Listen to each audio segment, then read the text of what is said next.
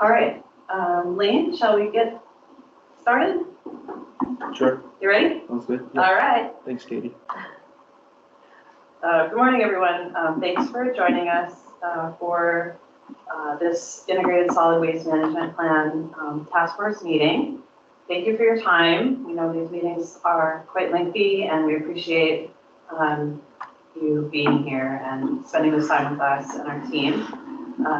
My name is Katie Cullison. I'm supporting the overall team, and I'm going to hand off to Ramsey Tom, who will be today's facilitator, to take us through the agenda before passing off to folks at Tetra Tech and Department of Health from there.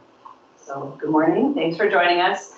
If you hear any background noise that is distracting, or are having any difficulty hearing or seeing us in the conference room, please raise your hand and let us know. Last time we had a little type disturbance from typing in our room, so we're happy to facilitate this in a way that is most comfortable for your experience.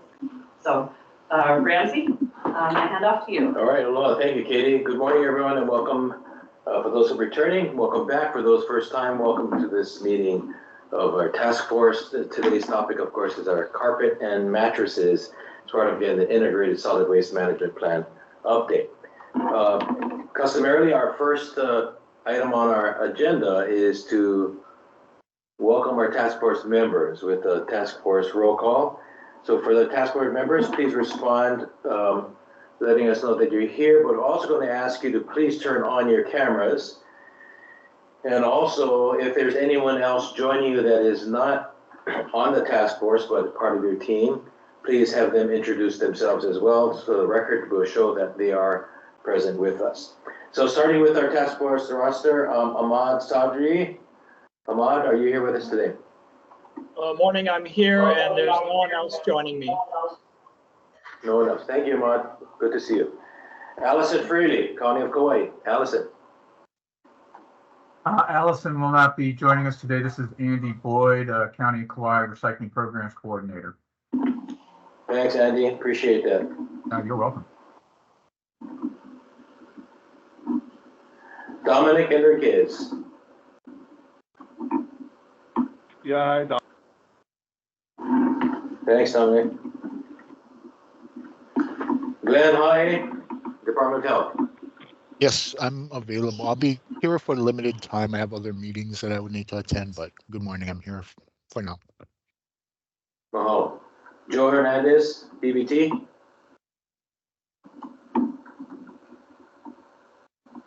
Christine Kavat, Recycle Hawaii.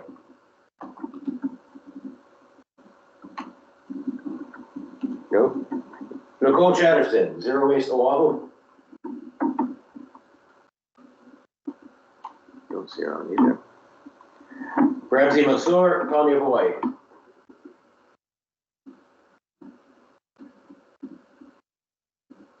All right, Robert Schmidt, County of Maui. Yeah, good morning. Are you with us? I am here in attendance. Yep. Thank you, Robert. And Wayne Tanaka, Sierra Club. I don't think we've seen Wayne in a while. All right, thank you very much, task force members. We'd also like to move forward by asking our State of Hawaii Department of Health to introduce themselves and then followed by our consultants. Hi, good morning, everyone. Lane Otsu here, Department of Health. Echo Ramsey's and Katie's thanks for all of you participating this morning and taking your morning time to spend with us and give us your input. So looking forward to having some good discussion. Thank you. Good morning. I'm Mariana Raven Jimenez with the DOH. Thank you so much for attending, and I hope everyone has gotten the emails. And thank you for letting me know about any of the attachments. Katie? My name is Katie Cullison. I'm a planner at PBR Hawaii, and we are supporting connecting you all together with Department of Health and Tetra Tech for this important plan. process. And I'm joined by Matt. Aloha everyone, Matt Nakamoto, planner at PBR. Thank you. And Ramsey Tom, again, also a planner at PBR Hawaii, cultural sustainability planner, and your facilitator today. We'd also like to welcome our guest speaker, and our other consultants. Thank you, Ramsey. Hello, good morning, everyone. This is Gisela Herrera from Tetra Tech, Solid Waste Planner, assisting with the development of these information sheets that you all have been seeing, as well as the presentation that we'll be going over today. So looking forward to it. Good morning, Cesar Leon, Solid Waste Management Planner with Tetra Tech. I'm the project manager on this integrated solid waste management plan update, where we have identified 10 solid waste streams to discuss, and looking forward to discussing mattresses and carpet today. Thank you. Wonderful, thank you. I would like to welcome our guest speaker at this time. Please introduce yourself and say hello. We have to, Bob, Bob, I think you're muted. Yes. Yes, thank you. This is Bob Peoples. I'm one of the founders and the executive director of the Carpet America Recovery Effort. And I just want to let you know I'm sitting in an airport. I've tried to get into an isolated area, but I apologize if there's any background noise. Thank you, Bob. At this time, we'd like to review our.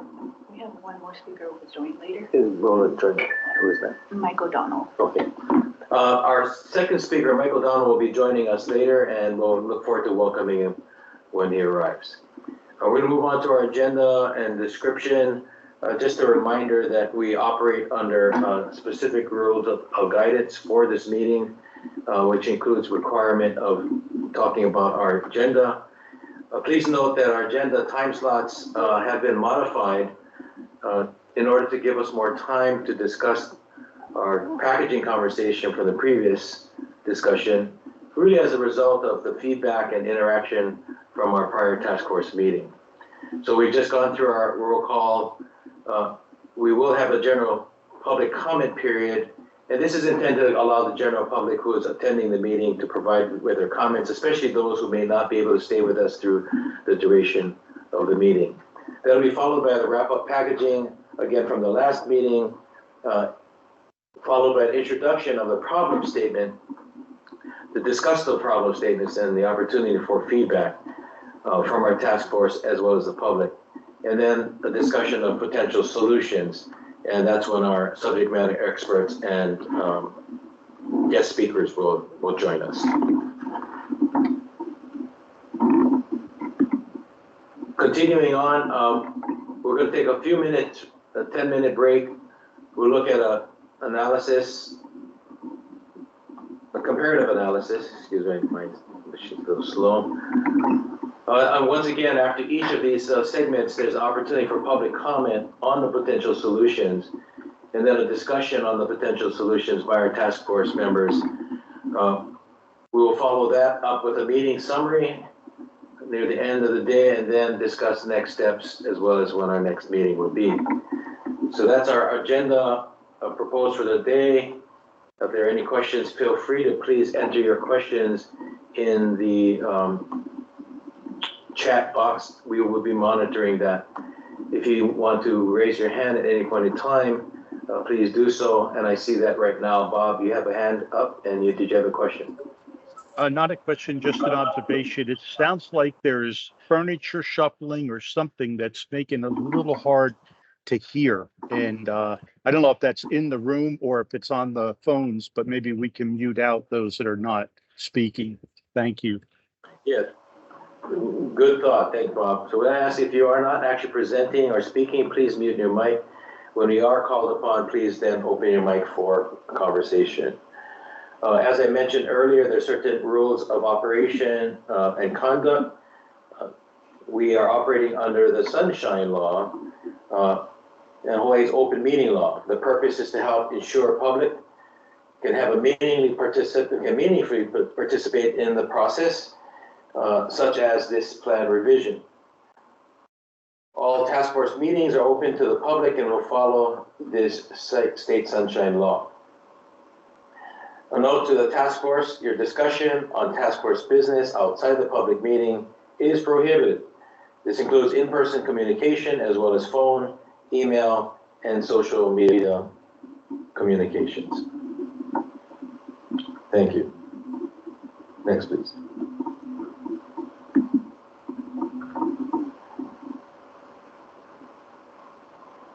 I think we can move to the next one. We just want to go over our meeting ground rules.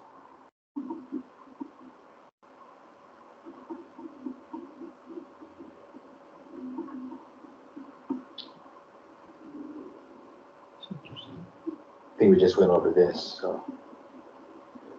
Should be on the next one. Oh, okay. 2 screens. And our meeting ground rules, consistent with what we just read in terms of the sunshine law. We will acknowledge the contributions of others. We ask everyone to do that. As we suggested, please raise your hand if you have a comment or a thought you'd like to share with us.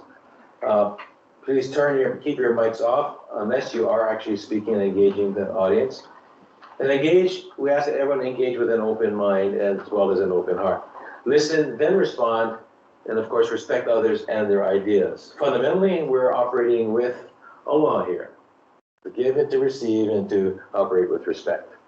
So those are our ground rules for our day, and we look forward to having a productive meeting. Thank you for joining us.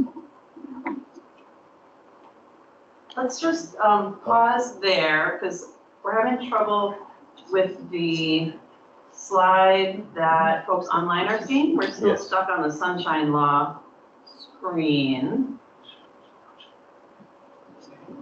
And so we have a little internet connectivity issue. So bear with us, please. Bob, has that sound gone away for you? To a certain extent, yes. It's much better than it was. Thank you. It might be the vibration of the table when we're working, so we'll be more conscious. Thank you.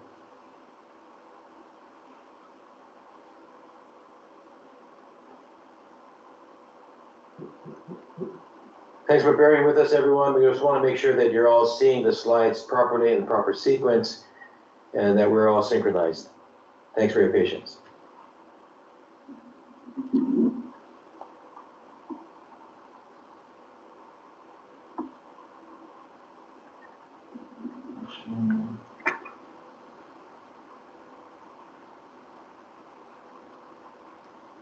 Let's take this moment where we're waiting to remind those of us in the room to silence any of our communications devices, put them on stun or buzz or whatever we have to do to keep ourselves in the room. I think while Matt is working on tech issues, if you want to open it up for any public comment on the agenda, if folks have something to say, we can do that without a slide, without a visual aid. Great, Katie, that's a good idea. So for those of you, as Katie suggested, we're synchronizing the screens. What you would be seeing at this point is a slide inviting public comment. So at this point, we would like to do that. We'll have a 5-minute period for this. Again, if there are any comments about the meeting, even with the agenda, especially if you're not going to be able to stay with us through the day and you would like to make sure that your comment, question, or observation has been recorded and registered. So the floor is now open. Any public comment, please raise your hand or indicate that you have something that you'd like to share. You may also place it, if you choose not to speak, you can also put that in the chat box that is available for you. Any public comment at this time?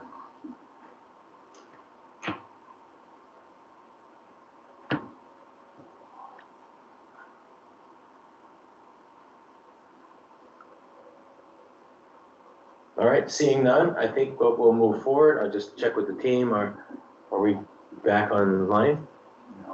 No. Okay.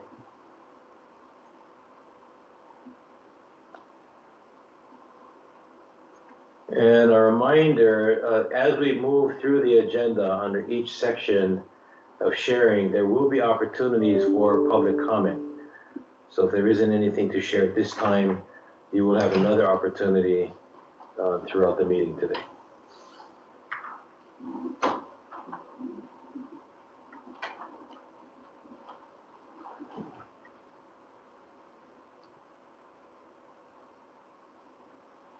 Yeah, it says I'm sharing the screen, but nothing's showing up on the meeting.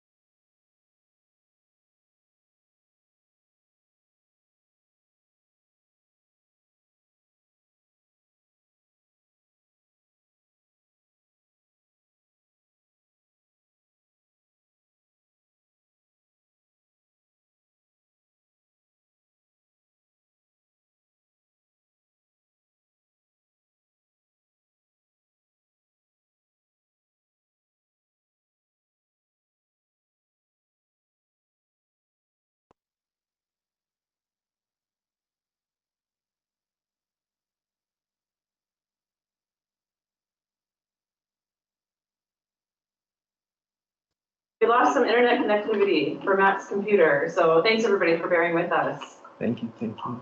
Thank you for IT support. IT, mahalo.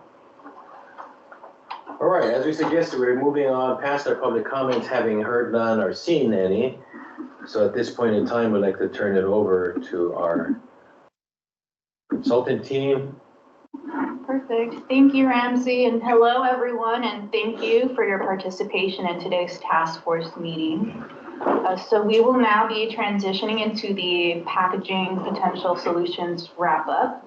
So as Ramsey previously stated, we have allocated some additional time to expand further on conversations that we had at our previous task force meeting. And so these next few slides will cover potential solutions discussed for consideration to enhance the management of packaging materials within the state of Hawaii.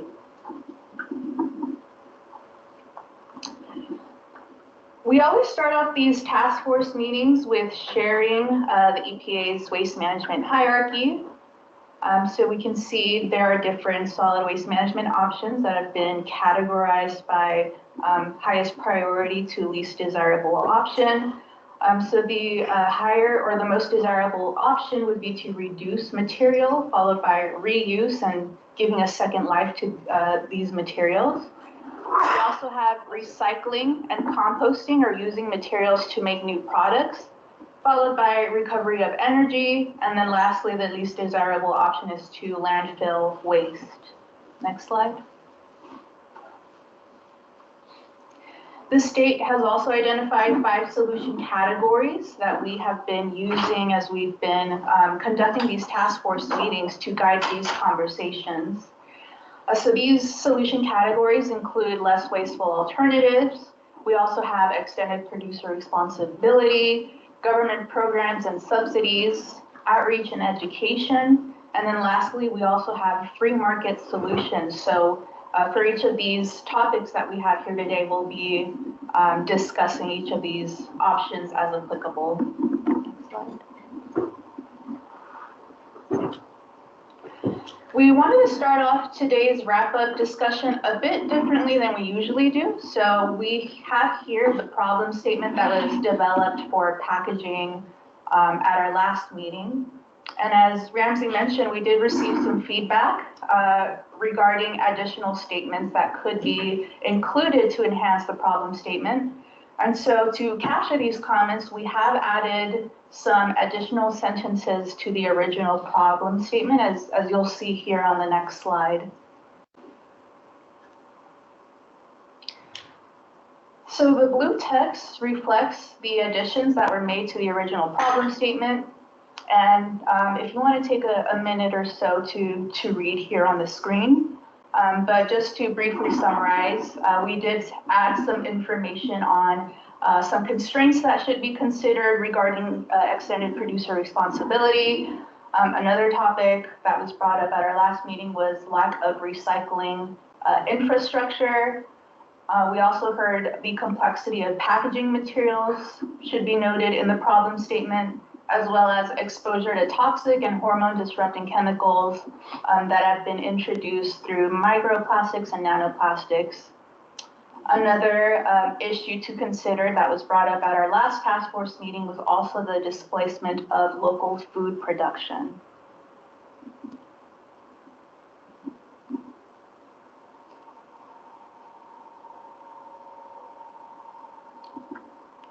All right, so these next couple of slides, we'll go over the discussion topics that were presented, followed by a few videos that we'll be sharing, and then after the videos, we'll be discussing additional potential solutions that were brought up by the task force members and the public.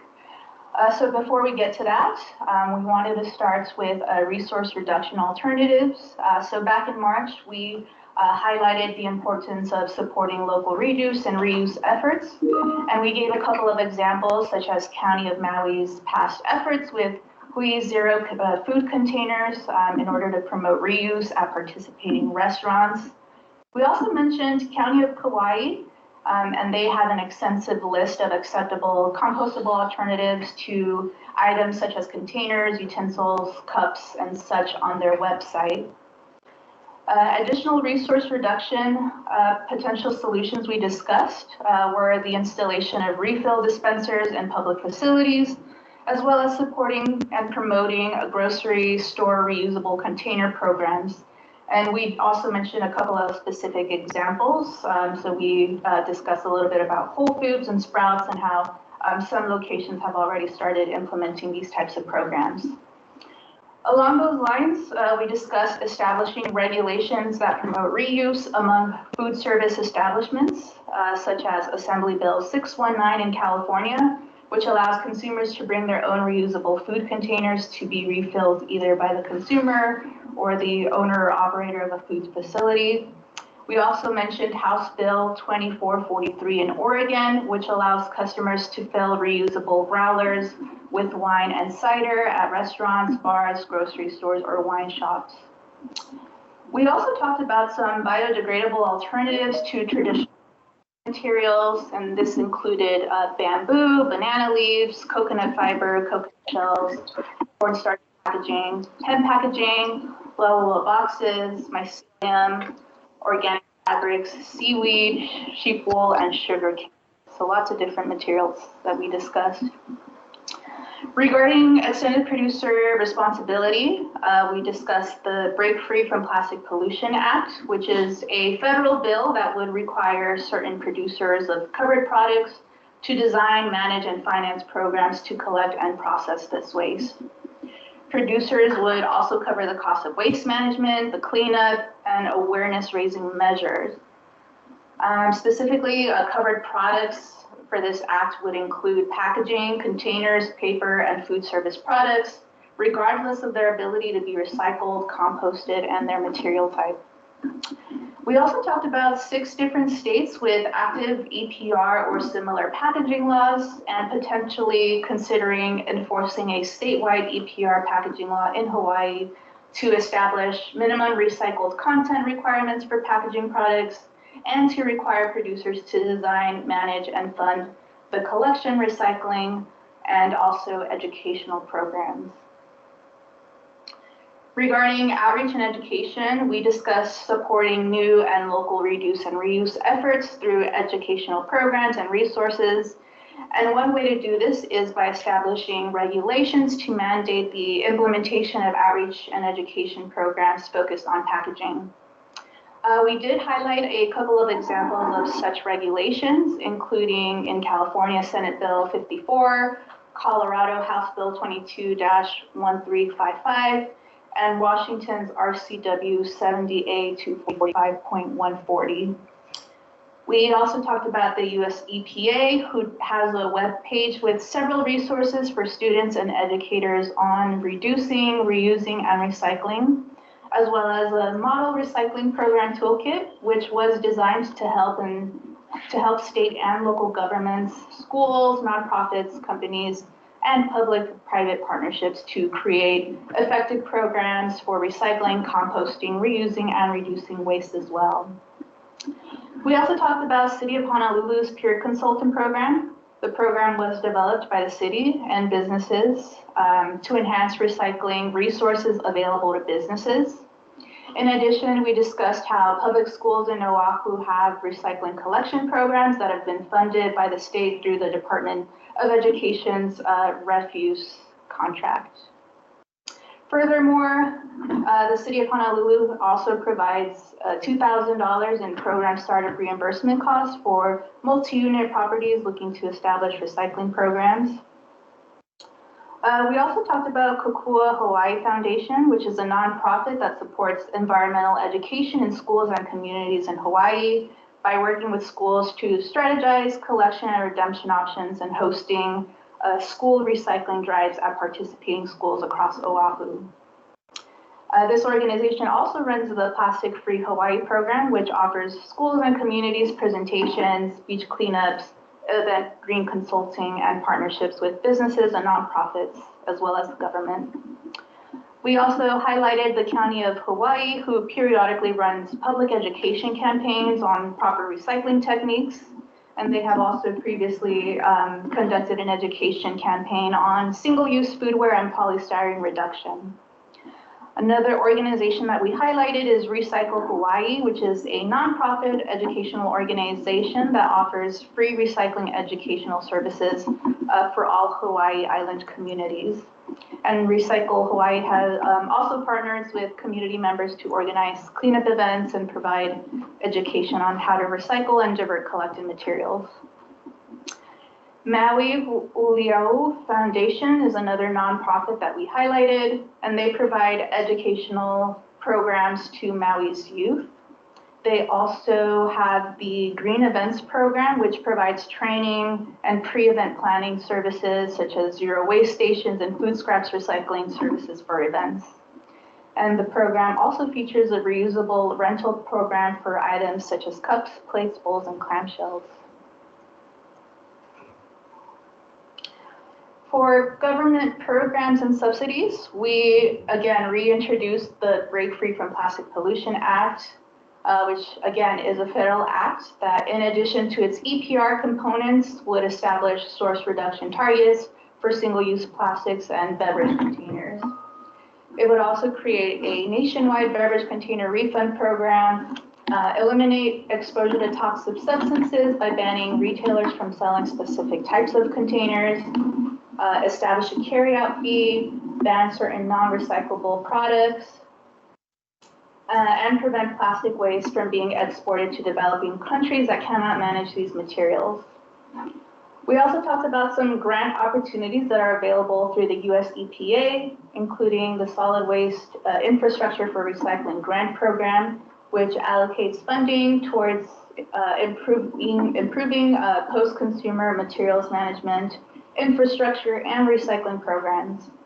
Recently, the DOH was awarded a contract or a grant to conduct a waste characterization study to measure solid waste disposal streams in all counties, as well as to conduct outreach on the findings to inform state and local waste reduction priorities. Another grant program that we discussed was EPA's Pollution Prevention Grant, Environmental Justice Through Safer and More Sustainable Products. And this specific grant allocates funding towards providing pollution prevention technical services to businesses by increasing supply and demand, use of safer and more sustainable products as well.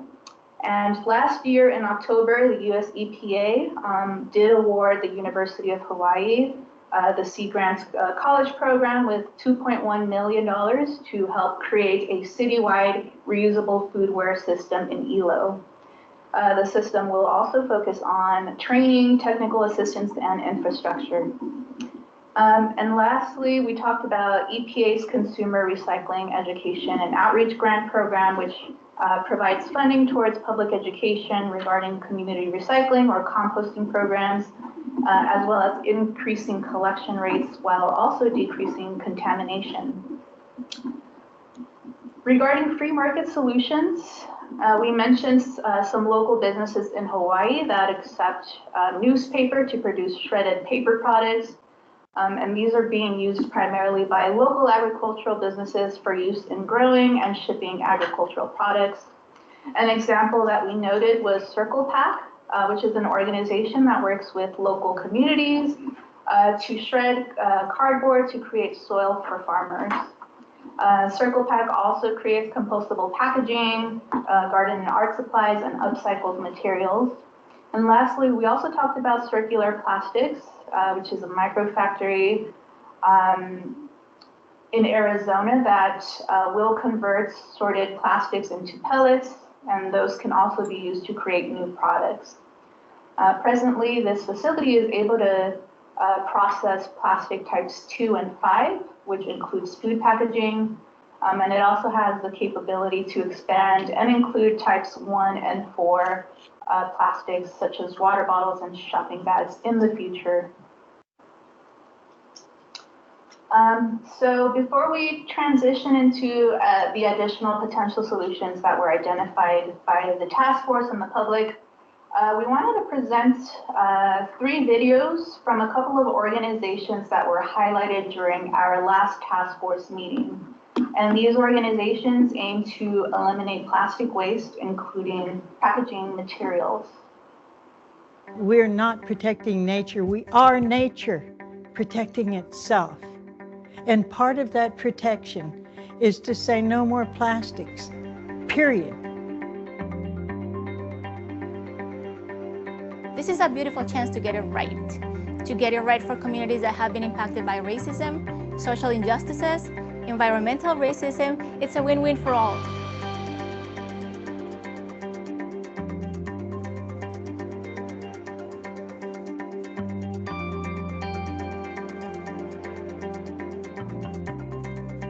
This is a bill that's getting to the root of the issue, which is let's turn off the tap. And that tap is in oil and gas exploration. We have to get to the source. Most people in our communities don't know that 99% of plastic is made of fossil fuel. Plastics, petrochemical is probably the largest threat right now to our environment because of the long-term pollution and negative impacts that it has on our communities. In our communities, lots of people have cancer, lots of people have asthma, lots of people are getting sick from different things.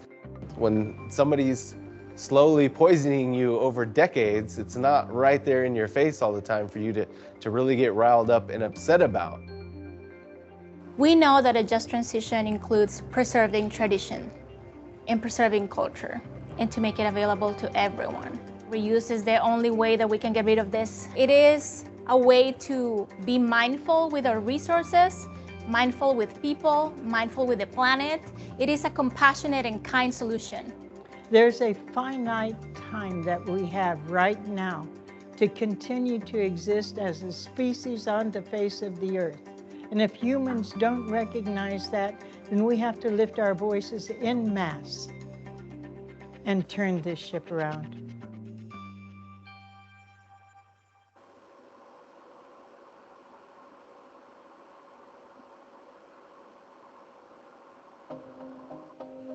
Plastic pollution constitutes a planetary crisis with impacts on our ecosystems, biodiversity, climate, and health.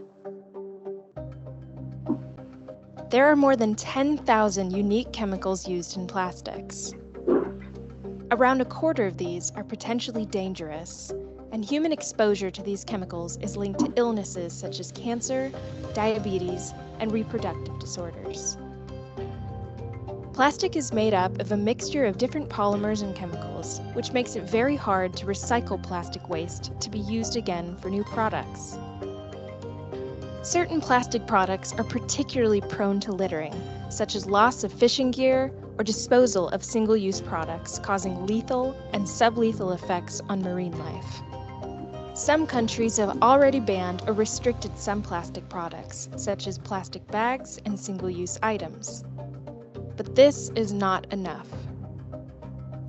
The High Ambition Coalition to End Plastic Pollution is committed to developing an ambitious, international, legally binding instrument to eliminate harmful plastics. The Plastics Treaty should require all parties to eliminate and restrict the production and use of polymers, chemicals, and plastic products of concern. Parties must agree on criteria to identify polymers, chemicals, and products that are harmful to the environment and human health, that impede circularity, or are at risk of being released into the environment.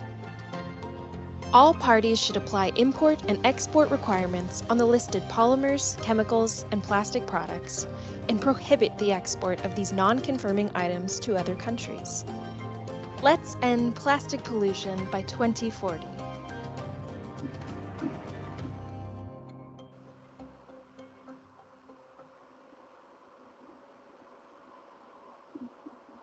Ambition Coalition is committed to urgent action through an international, legally binding treaty. An agreement which ensures that plastic is produced, consumed, reused, and recycled sustainably. That encompasses the whole life cycle of plastics, including microplastics. 350,000 chemicals present in different manufactured products, including plastics. À peine 10% des plastiques sont recyclés dans le monde. La pollution plastique est un problème planétaire qui nécessite une transition mondiale vers une économie circulaire sans déchets dans ce domaine. ამ პრობლემის განსაზღვრად აუცილებელია კომპლექსური ღონისძიებების განხორციელება. კერძოდ, პლასტიკის პრევენცია, პლასტიკის ნარჩენების მართვის თანამედროვე სისტემების. We must reduce plastic consumption and production to sustainable levels. Make sure that the plastic that we still use will actually be recycled and used again and again and again. Only by working together we can solve this challenge. Look forward to your engagement and support. For a world free of plastic pollution by 2040. Rwanda and Norway invite ambitious nations to join the coalition and be part of the historic mission to end plastic pollution.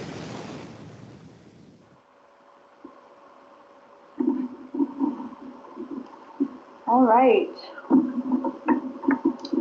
So at our meeting in March, we received additional input on potential solutions to consider.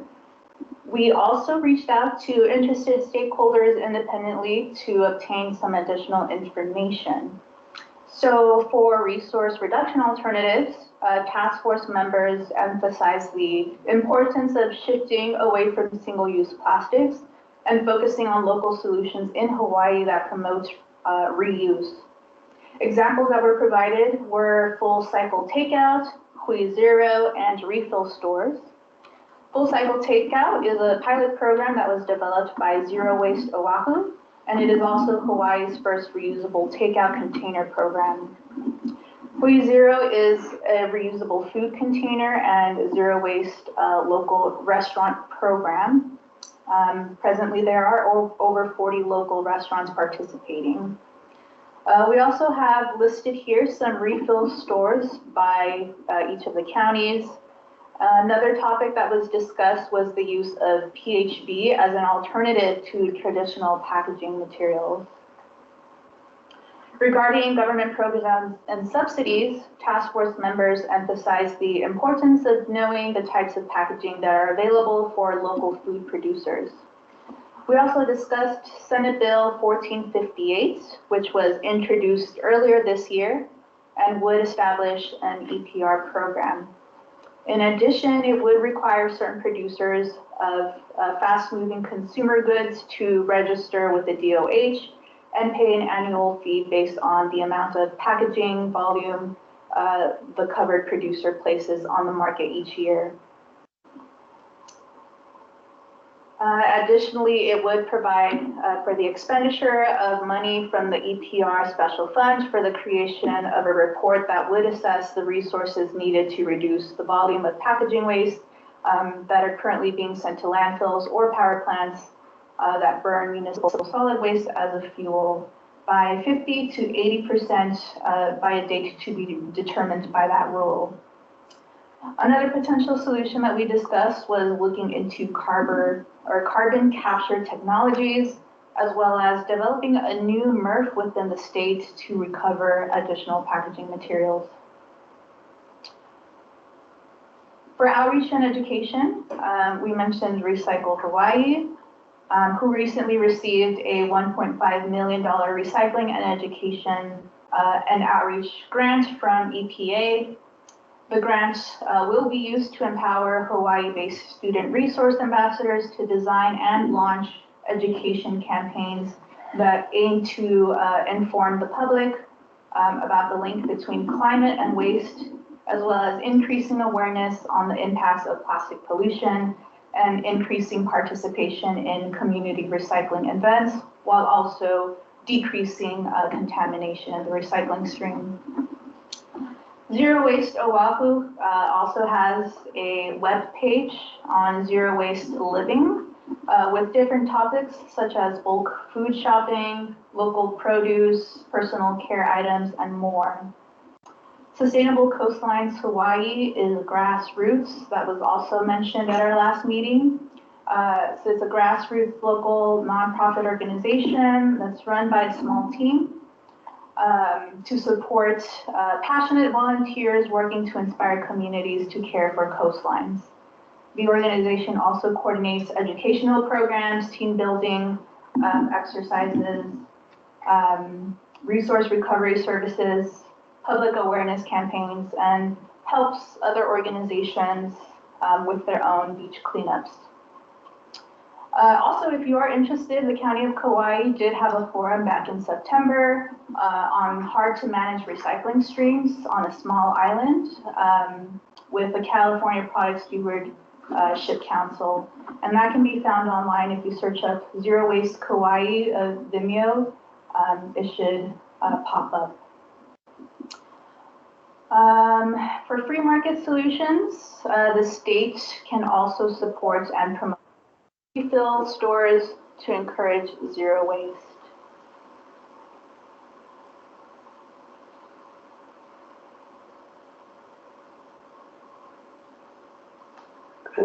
Thanks, Gisela. We that's a good wrap up on packaging, and we are opening the floor now to guests and members of the public. This is an opportunity for you to share your comments and thoughts on what has been presented. And some sample questions to think about would be, do you envision the proposed solutions as ones that are implementable in Hawaii? What challenges do you foresee, and do you have other thoughts that you'd like to share that perhaps may not have been addressed in the overview and update? So this is opening the floor now to our guests and members of the community that have joined us today. Please raise your hand and indicate your interest in speaking.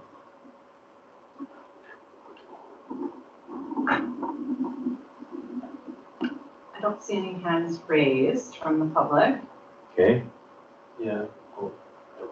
Bob, can I raise his hand? Bob? Go ahead, Bob. Hello. Can you hear me okay? Yes, we can. Okay. I want to just make an observation. This is a general. It applies to packaging, carpets, and just about anything else. And that is, I don't have enough knowledge on the details of the plastics to speak to the individual thoughts here, but I have a general observation based on my years of work in the green chemistry community and green engineering. And that is, I believe we need to think about the consequences and the impacts of the decisions we make and what we choose to implement. And I mean this in a very positive context. There are, I believe, many, many, many positive results that will come out of these efforts going forward. But I also think it's important for us to make sure that when we're solving one problem or a group of problems, that we don't incidentally or without knowledge create a new problem. You know, my example of this is the logical idea of a single-use plastic bag ban in California that resulted in 5 times more plastic showing up in the waste stream after a couple of years, because the plastic industry decided to increase the weight of the bag so that it would last longer, it could be reused. Kind of the other is the term regrettable substitutions. We don't want to make one change, create another problem, and that becomes a regrettable substitution. So the last thing I'll say is, I believe that working together, we're all smart enough if we continue to engage and share and collaborate on an ongoing basis. Thank you. Well said, Bob. Thank you very much. Is there anyone else joining us that would have a comment before we move on to our task force members? Katie, see anything?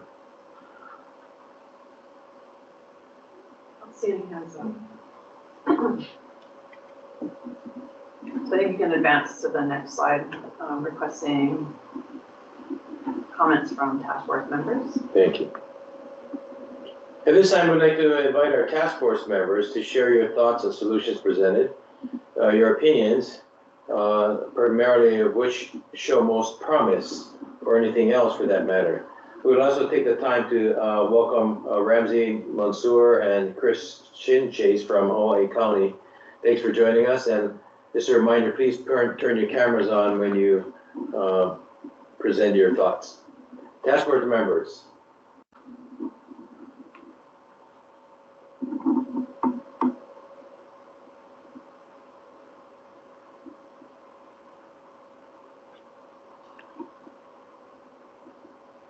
Again, any comments or thoughts on the update provided?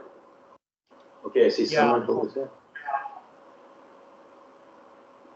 Ramsey, I'm sorry. Okay, Ramsey, go ahead. Yeah, thank you. I guess I'm sorry for joining late. I was in a different meeting, but I came in, I heard about the cardboard and trying to kind of generate soil with mixing. I just want to kind of food for thought. I also oversee wastewater as well for the county of Hawaii, and we generate a lot of biosolids. Biosolids under Code of Federal Regulation 503, it's good composting material for ag use.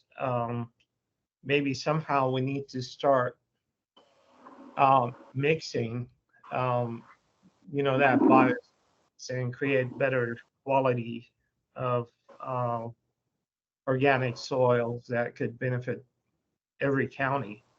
I know city and county probably could speak about that, but I think because I believe they do mix biosolids, but there is opportunity here on the Big Island as well, because we don't have soil as other counties, and the intent of cardboard mulch and even the silver sand that we could grind and add nutrients to it through the biosolids, it may give us the soil we need. So I don't want to, my recommendation is we're looking at waste, what kind of waste, include the wastewater waste.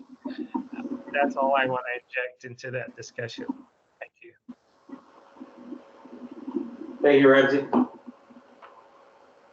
Other task force members, comments, questions, thoughts? See a hand on number 19. That's just Ramsey. I don't see any other hands up. Okay, that was just his. Folks had an opportunity, Ramsey, Tom, folks had an opportunity to comment on packaging in the last, of course, in our packaging meeting. So task force members may not have, anything additional to add at this time. Very good. Thanks. I guess that's why we kind of extended it. Right.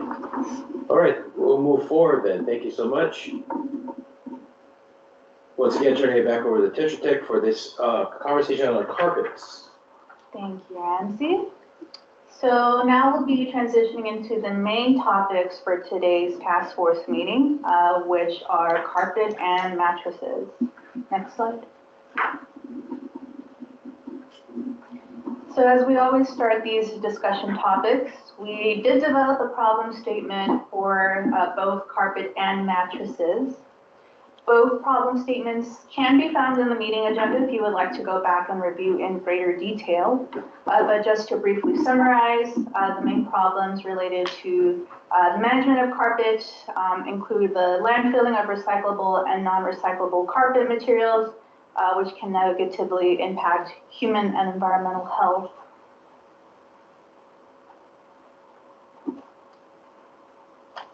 For mattresses, we discussed, or to summarize, the main problem related to the management of mattresses also includes high landfill disposal rates despite mattresses being highly recyclable. And this can take up landfill space and can also damage landfill equipment.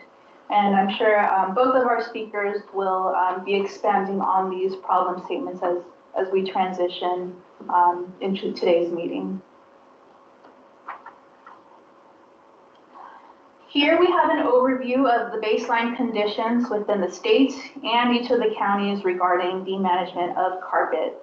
So specifically in the state of Hawaii, in 2002, the state enacted House Concurrent Resolution number 51, which requests the State Procurement Office to study the feasibility of requiring state and county agencies to give preference to the purchase of recyclable and compostable carpeting for government office buildings.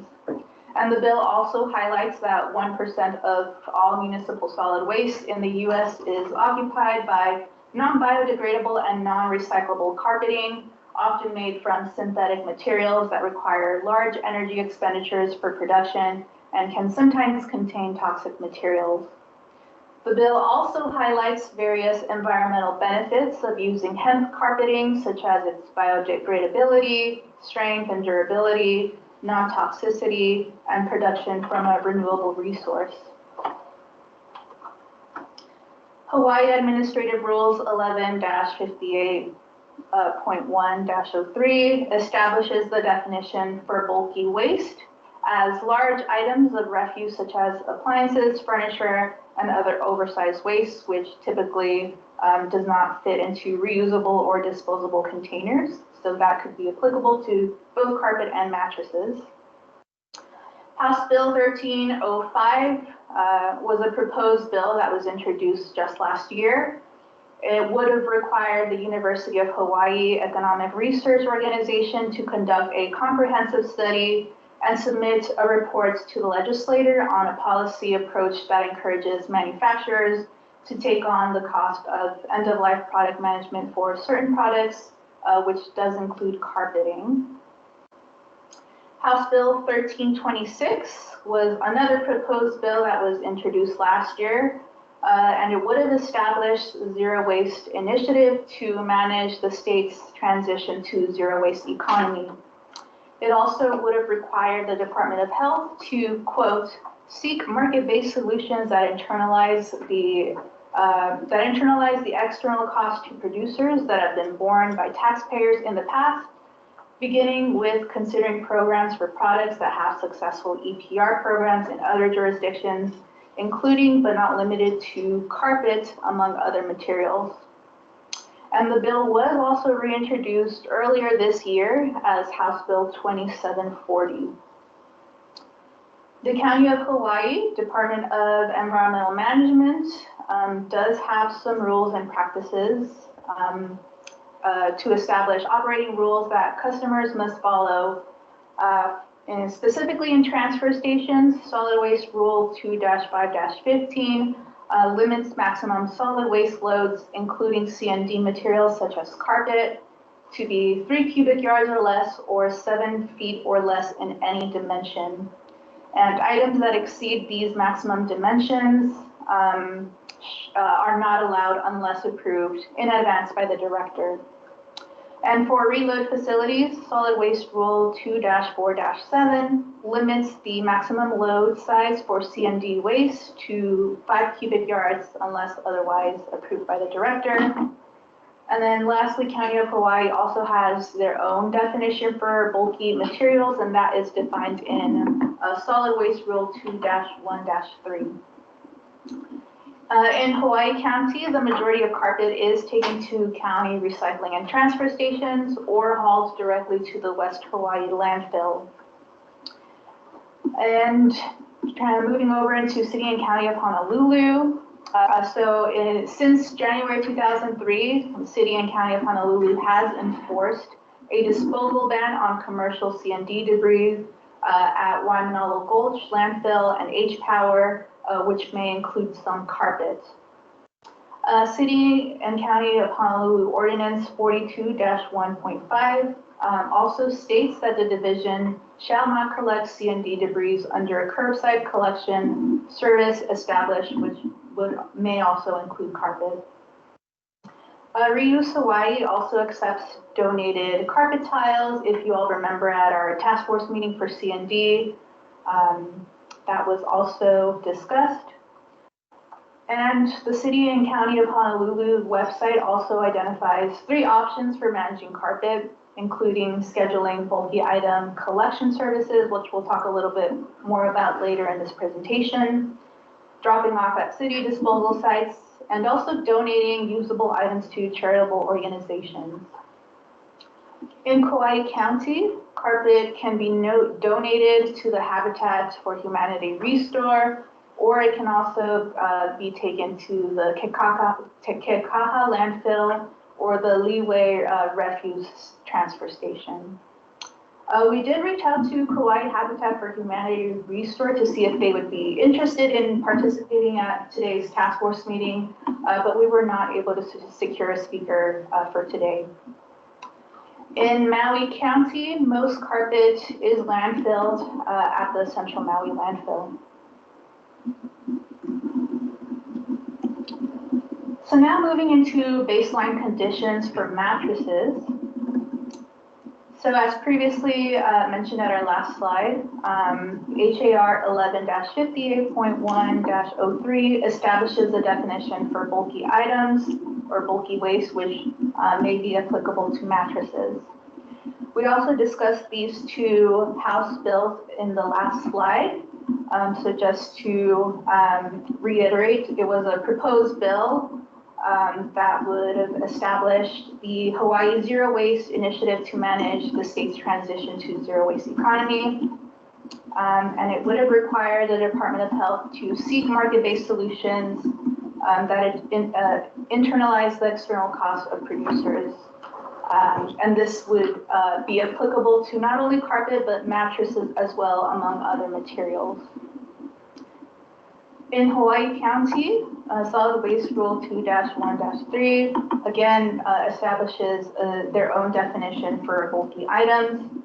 Mattresses are also accepted at the Habitat for Humanity restores.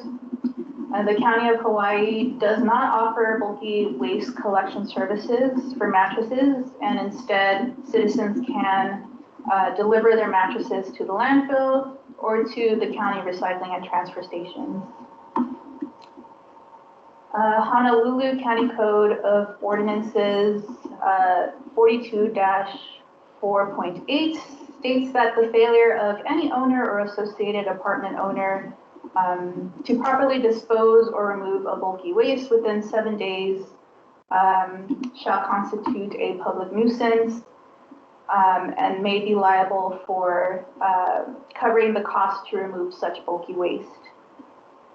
Effective as of July 1st, 2021, mattresses and box springs delivered to H-Power are subject to special handling charges in accordance with revised ordinances of the City and County of Honolulu, Section 9-4.2. Ross's Appliance and Mattresses is a company that has been rebuilding appliances in Hawaii since 1975. Ross and the Green Bed Factory are locally owned and operated. And the company makes new and remanufactured beds in Hawaii. And they also, we also reached out to Ross Appliances to see if we could secure a speaker for today's meeting, but we were not able to. The County of Honolulu is the only county within the state that offers bulky item collection services.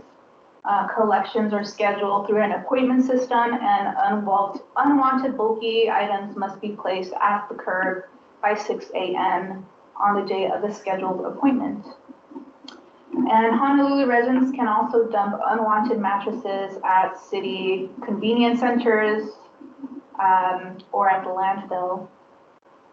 Mattresses from commercial entities are not accepted at city transfer stations or at the Waimanalo Gulf Sanitary Landfill.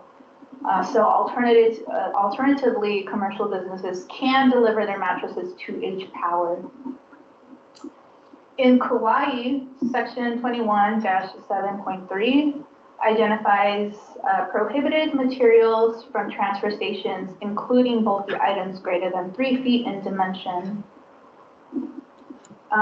Residents are encouraged to use social media outlets to advertise unwanted mattresses or give them away. And alternatively, mattresses can be disposed of at the Kekaha landfill or at the Leeway Refuse Transfer Station. And lastly, in Maui County, residents may self-haul their mattresses at the county landfills. Alternatively, some local businesses do offer mattress collection and disposal services for a fee.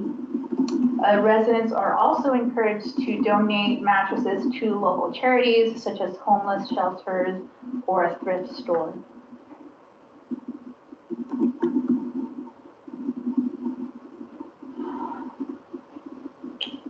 Very good, thank you. Once again, we've come to that moment in our agenda that welcomes our guests and members of the public to share your thoughts based on what was just shared. Again, you may focus on thoughts and questions such as, do you know of any additional problems associated with the management of carpet and mattresses in Hawaii that may not have been addressed, or different ways of addressing what you have heard? So please, members of the public and our guests, this is your opportunity. Please raise your hand if you have any thoughts.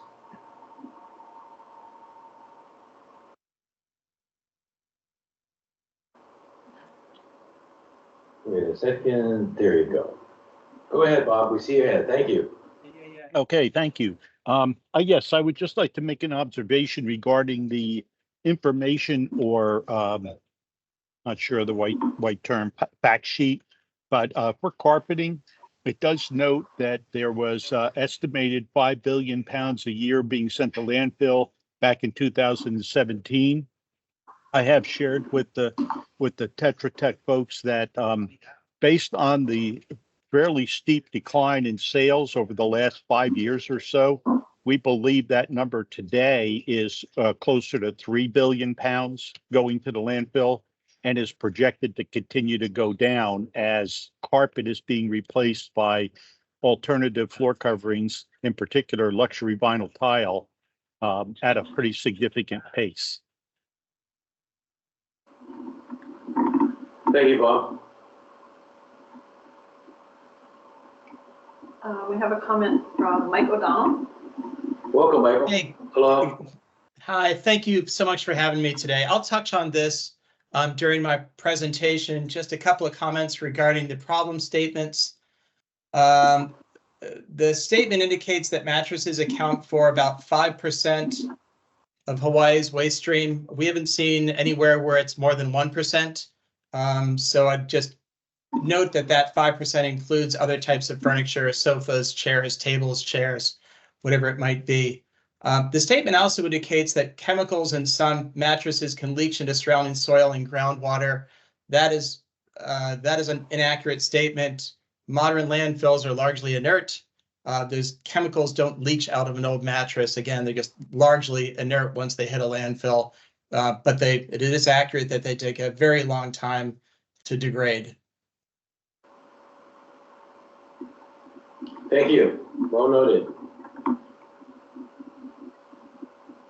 Any other responses, questions, observations from our guests and members of the public?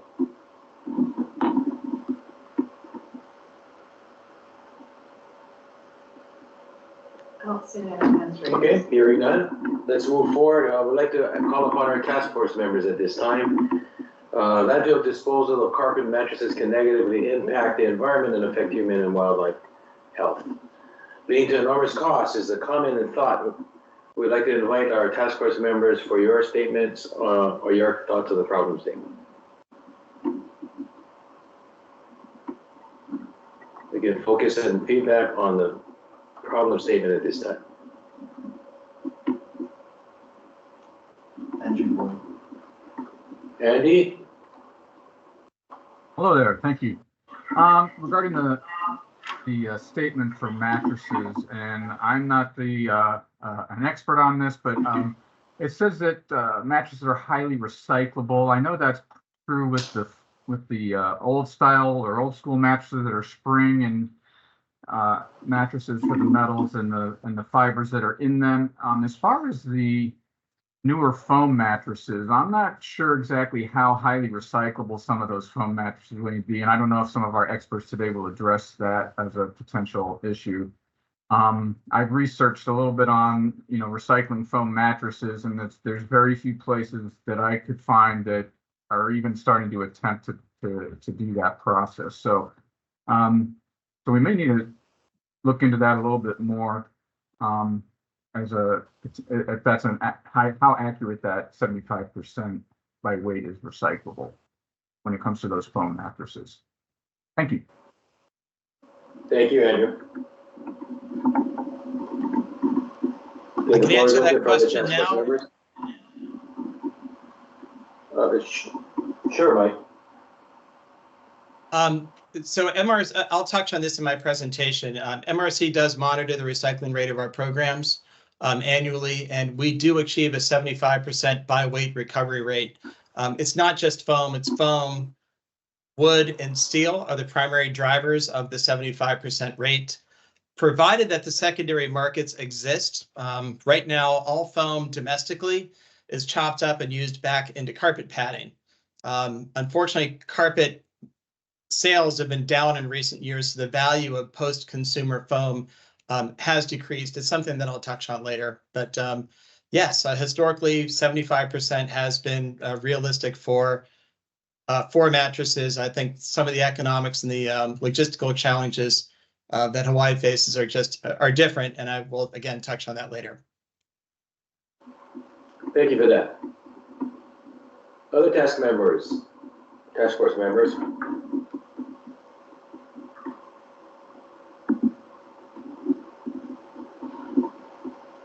All right. Seeing no other comments or questions at this point in time, let's move forward with the discussion on potential solutions. Stella. Yes, thank you, Ramsey. So we can go into the next slide. So we always start off this transition with just a generalization of what's going on within the country. So specifically regarding mattresses and carpet, there are no nationwide landfill disposal bans in the U.S. However, some states have implemented EPR laws for mattresses and carpet. There are also state and local tax incentives for using recycled materials such as carpet. So, for example, many states and jurisdictions offer these tax incentives for sustainable building practices, which again would include the use of recycled materials such as carpet. And these incentives may include tax credits, deductions, or exemptions from green building or for green building certifications, energy efficient construction, or waste reduction initiatives that incorporate recycled materials. We also talked about LED certifications at the CND meeting, which is a widely recognized green building rating system, and it awards points for using recycled materials in construction projects.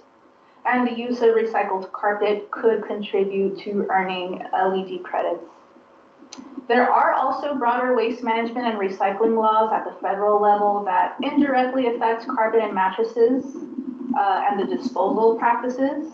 So these include regulations related to solid waste management, hazardous waste disposal, and environmental protection. So starting with Resource Conservation and Recovery Act, which establishes the framework for proper management of hazardous and non-hazardous solid waste. And while carpet and mattresses are typically considered non-hazardous, certain components or treatments, such as flame retardants, may fall under RCRA regulations if they exhibit hazardous characteristics.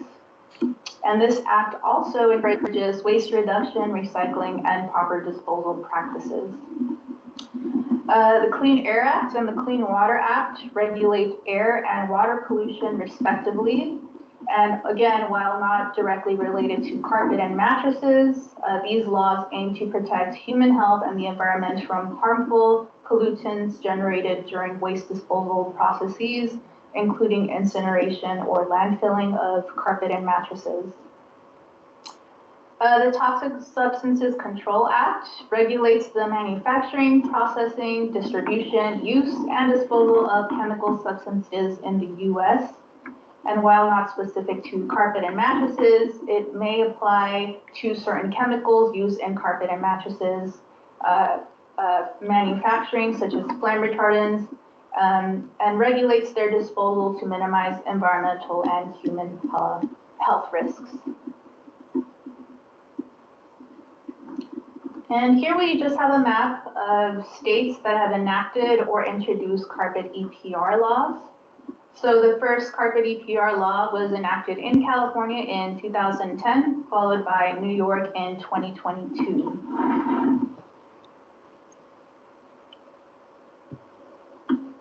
And then now we have a map for states that have enacted mattress EPR laws. In 2013, Connecticut became the first state in the country to enact such a law, followed by California and Rhode Island that same year. Additionally, Oregon recently enacted the first US EPR mattress law in nearly a decade, building on the existing 3 laws.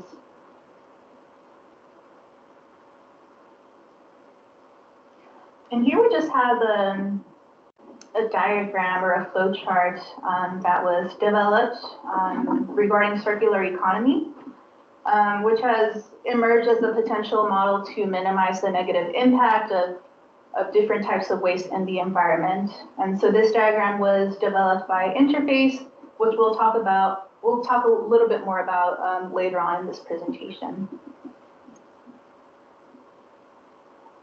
And then here we just have another flowchart from another mattress manufacturer and their vision of what a circular economy could look like. All right, so now we will be moving on to our couple of presentations that we have from today's guest speakers. We'll be starting with the presentation on carpet. So we'll have Dr. Robert Peoples present. And then once he's finished, we'll have Mike O'Donnell from Mattress Recycling Council present. And then at the end, we will have a Q&A if anyone has any questions for any of our speakers. All right, Dr. Peoples. The floor is yours. Oh, okay, thank you very much. Do you want me to present the slides or are you going to present the slides? Because I'm happy to do that, but I'm not sure how to share here. It's we'll scroll the slides for you. You just tell us. Okay. When. Yeah. Thank you. Okay, if you could put, there you go, and you could probably move to the next one. Okay, so these are the things I'm going to try to touch on. I want to start out by saying that I was told I only had 6 to 7 minutes. It's very, very hard for somebody that has as much information, but is also as passionate about this as I am. So I tried to distill it down, but I do want to impress upon the audience here that recycling in general is a complex subject. And recycling of a product like carpet with many components, not unlike mattresses, added complexities associated with it, part of which is that it's relatively easy to grind up a homogeneous clear plastic bottle, which is not commingled with other things. It's much more difficult when you grind up an old carpet, and then you have to try to separate that intimate mixture. Looking at the legacy products that we have to deal with at this point in time. Of course, design for recycling in the future will help to resolve that problem. But sustainability is a marathon and it's not a sprint. And we're just taking our first steps as we try to figure out how to solve these problems. So these are the things I'll touch on. If we could go to the next slide. So just a quick comment on the mission of CARE. You'll see that we were formed back in January of 2002 on a voluntary basis, working with a number of states, NGOs, and the federal EPA. The goal was to develop market-based solutions. And that has been a difficult journey, probably made more so in the current environment that we're operating in. And I'll make a few more comments about that. But CARE is completely supportive of the waste hierarchy, starting with dematerialization or source reduction, if you will. And then with the transition of the commercial world largely to carpet tiles in particular are very amenable to reuse, much less so for broadloom. And some of that has to do with the psychological factors that carpet tiles tend to come out of commercial establishments, which often have, high quality professional maintenance programs, as opposed to carpet coming out of homes can be, you could be lucky you get something that looks almost pristine, and you get something that looks like it came out of somebody's garage and they changed the oil on it and their pet slept on it and that sort of thing. So much less desirable from a reuse point of view. The next slide, please. Thank you. So I did mention that consistent with the reuse category, carpet tiles have a great potential. I'll also point out that that the average weight of a square yard of carpet has been dropping for the last 10 years or so. And we're down to about 4 pounds per square yard. So that's what we call dematerialization. But I think it's important to recognize that there is a certain amount of material required to meet the performance requirements of any product in its design application. So there's a general feeling that we're pretty close to that at this point in time. Now, I'll also tell you that carpet tiles have grown over the last 15 years or so, as has the sophistication of their production. And when carpet tiles were first introduced, it was typical that they weighed about 9.5 pounds per square yard. Today, the average tile weight is down to, on average, 5 pounds per square yard. We have some as low as 3.5. So the progress on the dematerialization side of things, I think, has been pretty significant. And we continue to focus on redesigning both for recycling at the end of useful life, but also in the reduction of material consumed. If you could go to the next slide, please. Thank you. This is how we calculate the amount of discards that are taking place. So over the years, we've worked extensively with an independent consulting firm in Washington, known to many of the states by the name of Cascadia Consulting. And that over several years, we worked on an analysis of ways to best estimate the amount of carpet that's being disposed of. At this stage of the evolution, that formula that you see there is the formula that's been approved by Cal Recycle to estimate the amount of carpet going to the landfill each year. But there are some elements of that formula that are not as quantitative. So we know very precisely the sales of carpet to a fraction of a square yard. We know the average weight per square yard pretty accurately, but we have estimates on several of the other parameters. And Cascadia has recently recommended to us to consider going to a slightly simplified formula where we simply use sales times the weight per square yard to remove some of the ambiguity. I do want to mention before we move to the next slide that Waste characterization studies are often used to estimate the amount of material going to the landfill. They work really well for products that have a normal distribution in the waste stream. Things like plastic bottles, cardboard, paper, organic waste, that sort of thing, glass bottles. But when you have large bulky items such as carpet, they are discontinuous in the flow, and the statistics associated with conventional waste characterization study sampling gives you enormous error ranges. And I'm talking about error ranges that equate to 1 billion pounds or more. There's a great deal of work that's been done, and I'd be happy to bring those forward. And I say that in the context that my role as a scientist and as the head of CARE is to share as much factual information, knowledge, and experience to help guide the implementation of these programs going forward. So I'm always available to you to reach out, ask a question, clarify, or any way I can help. So if we could go to the next slide. Oh, I'm sorry, just on this slide, very quickly, I added the bullet at the bottom that based on our experience in California nationally using our formula, the simplified version of the formula, it appears to us that there's about 12 million pounds or around 6,000 tons of post-consumer carpet that would be generated in Hawaii on an annual basis. Next slide, please. So folks like to point to the recycling rate that we've accomplished in California, and it is quite impressive. We achieved 35% recycling rate in 2023, which was ahead of our target of 31%. That rate is calculated by taking the recycled output that qualifies divided by the total discards using the formula I showed you. So I always try to be honest that if you kept our numerator, the recycled output, constant, and sales decline, which they have been steadily since 2015, that would give you an increase in the recycling rate, all other factors being considered. So we have to take that into account. The progress that's been made here, I will say, has not come without significant pain and a lot of rancor, unfortunately, in the state of California. There's a lack of understanding or appreciation for just how long it takes to set up contracts for collection sites, to build outlets for material and markets to buy those outlets. In fact, collection in and of itself and market outlets to sell the material into is one of our biggest challenges today. Mike O'Donnell mentioned what's going on in the pad market, which is always collected by our carpet recyclers.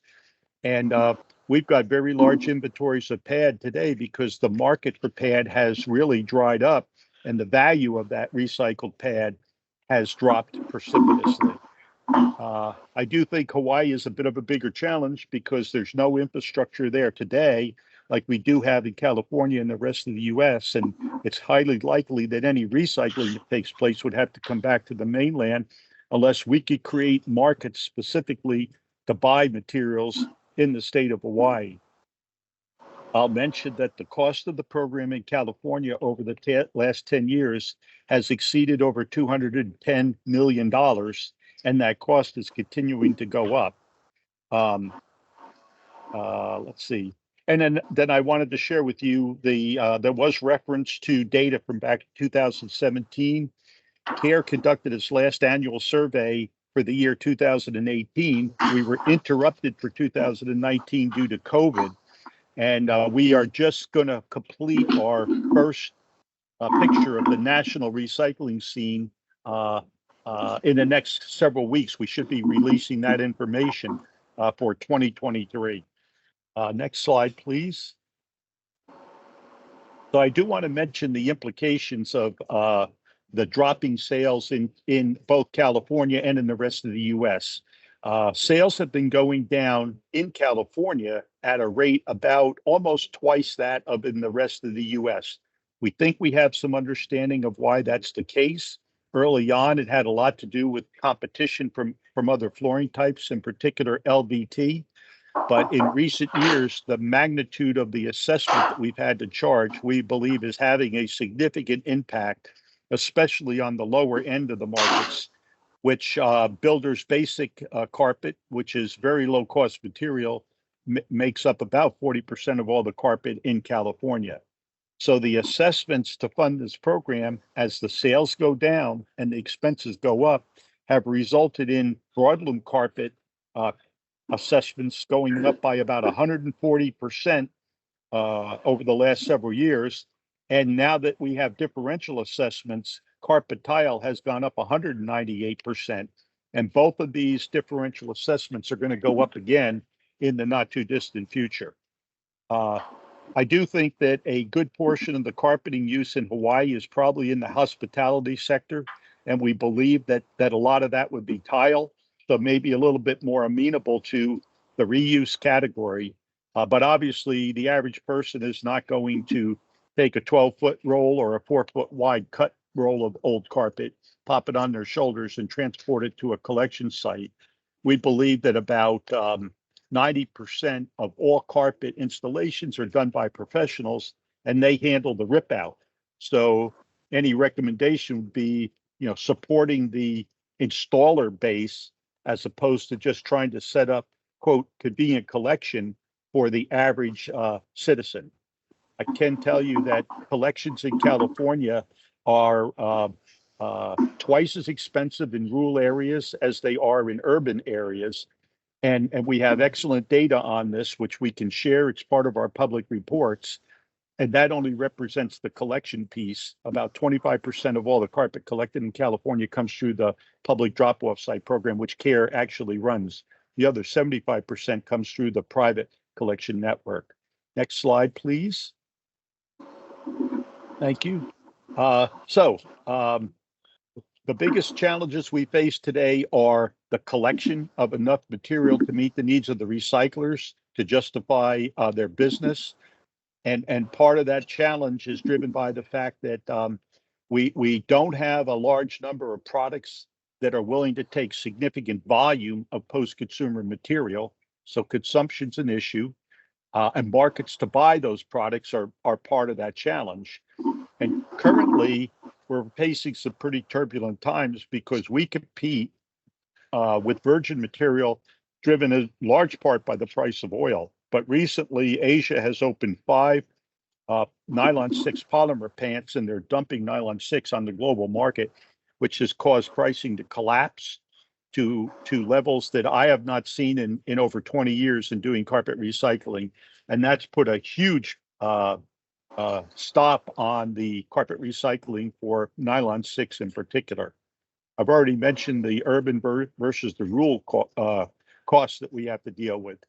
And I'd say if you think about an average square yard of carpet, it's about 50% face fiber and 50% backing.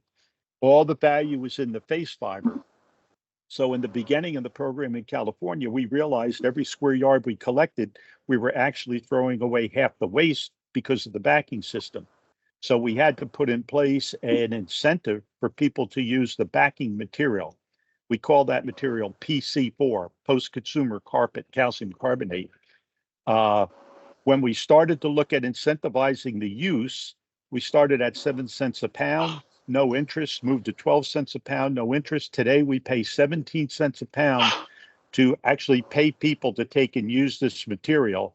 And virgin calcium carbonate can be delivered to your factory door for 1 to 2 cents a pound. So if we can move on to I think this is the next to the last, or this may be the last slide here. I think one of the most important lessons that I've learned over my career doing this is that it's really critical to set realistic expectations, both about the volumes that can be achieved and the rate at which you can hit these targets, and recognize that the economics are quite chaotic and we don't control those. We're subject to the whims of the marketplace. I've already mentioned that 90% is handled by the installers, so it's important to focus on the retailers that sell the product and the installers that install it, rip out the old product, and make things convenient for them. In California, I shared with you the costs that we've incurred and the subsidies that we've paid. Well over $200 million in subsidy payouts over the last roughly 11 or 12 years. We know that it's relatively easy to collect what I call the low-hanging fruit. This is material it's sold in the big box stores. And they have room to put 53-foot trailers on their lots, and they can turn those around sometimes 2 or 3 times a week. Once you get past the low-hanging fruit, it gets very expensive to collect, but also can take a long time to fill a container.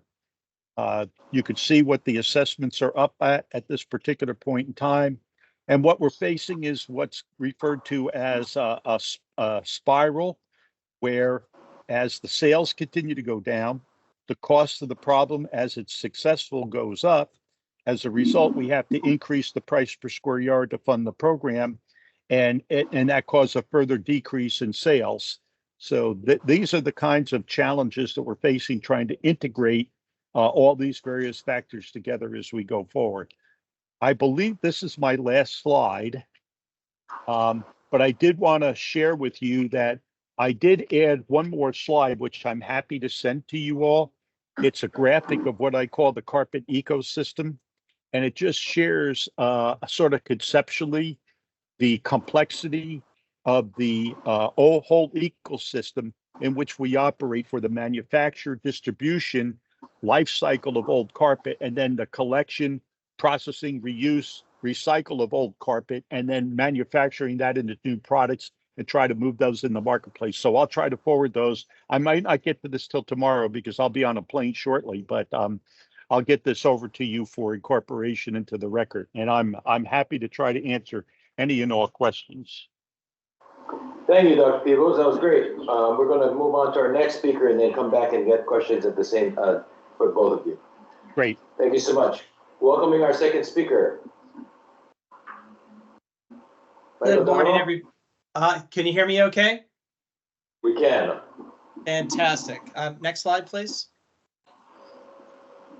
I'll do my best to move this along. I am Mike O'Donnell. I'm the Chief Operating Officer for the Mattress Recycling Council. I've been with the organization since its inception back in 2013, and I'm going to give you some high-level overview of what we do. Next slide. So we were created in 2013 by the International Sleep Products Association.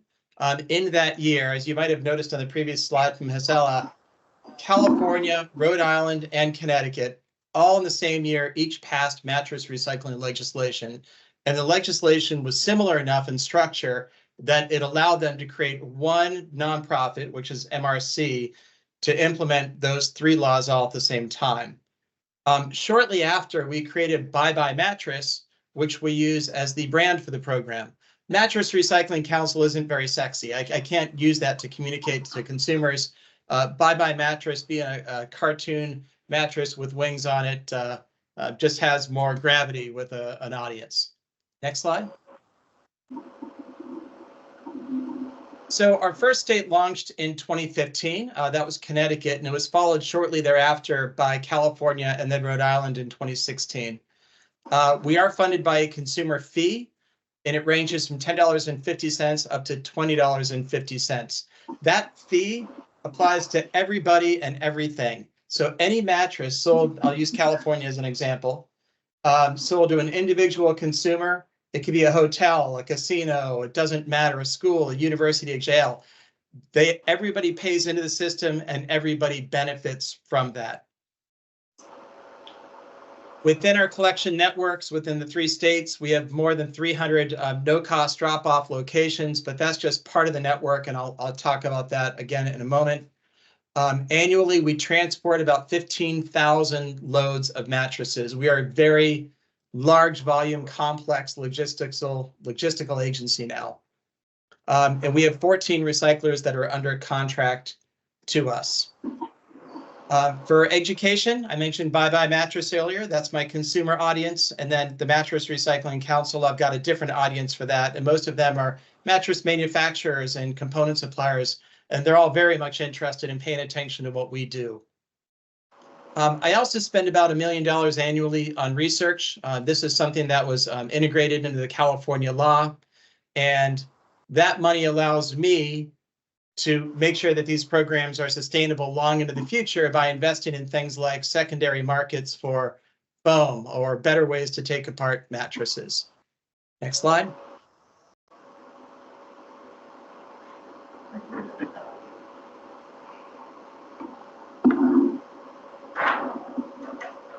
I think we lost internet connectivity again.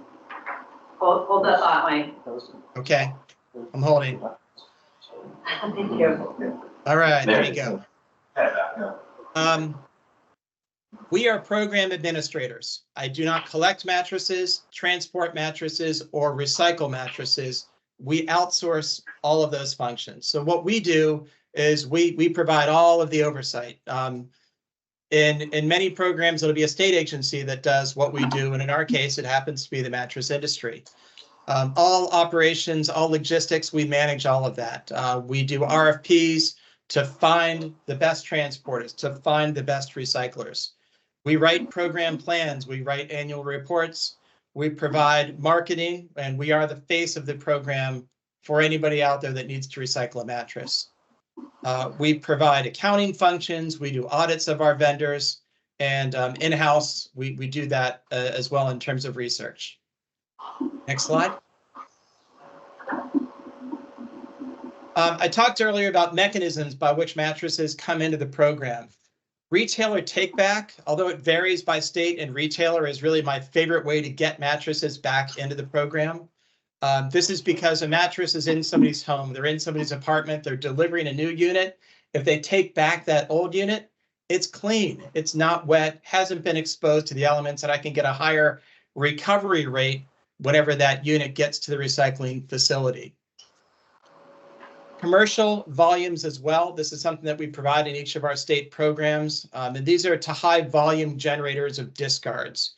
Retailer, hotel, a college, if they have a large volume of mattresses, it's actually easier and more economical if I just show up and get them from them.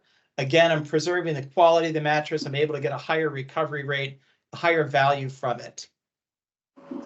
Curbside pickup. There are some solid waste companies that provide bulk curbside pickup for things like sofas, chairs, and mattresses. And if they're able to pick them up and keep them out of the solid waste stream, we're happy to get them recycled. And we've got some boutique programs out there where we are able to work with them. And the no-cost drop sites, of course, transfer stations and landfills. They're some of my favorite locations. For an audience like a consumer, you are used to going to your transfer station, so we need to be there. And that's the last place where we can intercept a mattress before it becomes solid waste. We do collection events in rural or underserved areas. They're not my favorite. I find that collection events are largely ineffective. They tend to be very expensive and unpredictable, but sometimes it's just necessary for really rural areas. And then again, the last item there, just direct drop off at our recycling facilities is always an option too. Next slide. Bye Mattress, I mentioned this earlier. Feel free to look at this, buybymattress.com. We have a mobile app and it's certainly available on your desktop as well. And using this, you can use the recycling locator function. Although we only exist in 3 states, soon to be 4, we do provide information about mattress recycling facilities that are outside of our locations. Next slide. So since our program launched in 2015, we've recycled over 13 million mattresses in our 3-state programs. We are the 2nd largest mattress recycling organization in the world, only behind, of all people, the French. The French have a program called Eco Maison, or Eco House, Eco Home. They've done a fantastic job. They've been around longer than we have, and their programs are more automated and more developed. Next slide. I talked earlier about research, and research is important to me. I look at everything that I do as an operator of this program, and we parse it out into the first point, which is collection, transportation, deconstruction, and market development. All of that is important to me. And when I find something that I see is inefficient, we invest in that. We engage in research to find and improve the program. And the last item here is a life cycle analysis, which is going to lead into my next slide. So a life cycle analysis is very much it's an unbiased look at what is the carbon impact of what you're doing. Whether you're collecting paper and packaging or carpet or mattresses, is it worthwhile? Should you be doing this or should you not? It takes away a lot of the emotion and it looks at your activities from an environmental perspective. So in 2020, we embarked on this program in California, and we did so because we finally had enough data where it made sense for us to do so, and we knew that the results were going to be reliable and defensible. So by 2021, California was a very mature program for us. The recyclers were getting a 76% recovery rate. Statewide, we knew that about 80% of the mattresses were either being rebuilt by renovators or recycled by us. So we knew that we had good data. And the results were very favorable. And what we found was that when you recycle foam and steel, those two components right there are driving the environmental benefits for the program. And I'm going to illustrate that on the next slide. No, I'm not. So this slide, we take a look at holistically in California, and you break it down to a per unit. For every mattress recycled, we determined we're mitigating the use of about 500 gallons of water. We're mitigating the use of energy, enough energy to power a house for 3 days, and greenhouse gas emissions like driving 60 fewer miles. So those were some really great top line numbers that we were pleased with. But then we wanted to look at how are we getting there? And that's the next slide, please, Isela.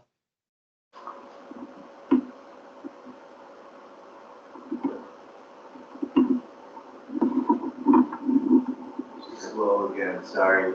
It's okay.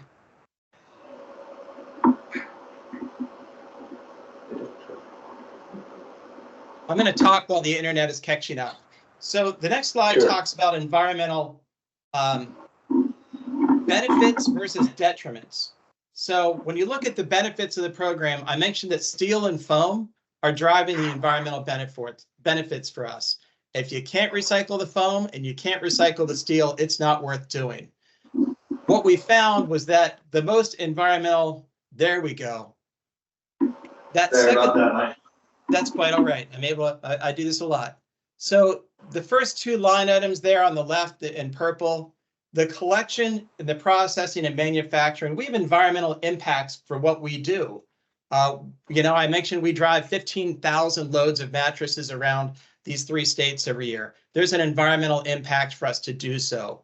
But what we wanted to understand is what are the net benefits, and we found that the displacement, the benefit of the foam and steel made it worthwhile for us to do so. And by the way, all of these slides, this is all public information. Next slide, please. And one of the other things that we did as part of the LCA was we analyzed what was happening around the world. What were they doing in the European Union to recycle mattresses, and was their approach better than ours? Was it just different? So on the left is mechanical recycling, and this was what we're doing in California right now.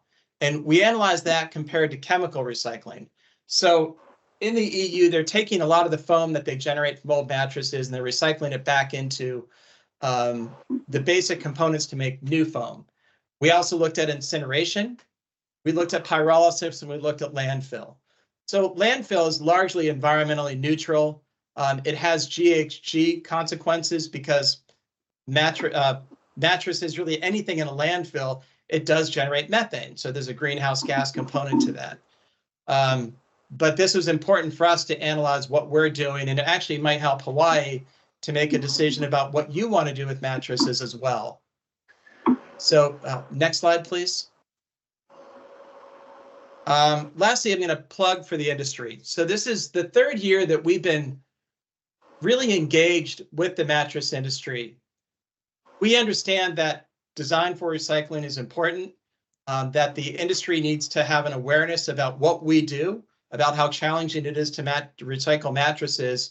And so we've engaged with them on a variety of levels, really with everybody throughout the supply chains. They understand from point of manufacture through to use and then through recycling, what are the environmental benefits, what are the difficulties that we run into. Next slide, please. I think that's it. I'm all done. Alrighty. Thank you, Mike, and thank you, Dr. Peoples, as well. So now we're at the point of Q&A. So we do have a few minutes here. If anyone has any questions for either of our two speakers, now would be the time. Please raise your hand if you have a question or a comment.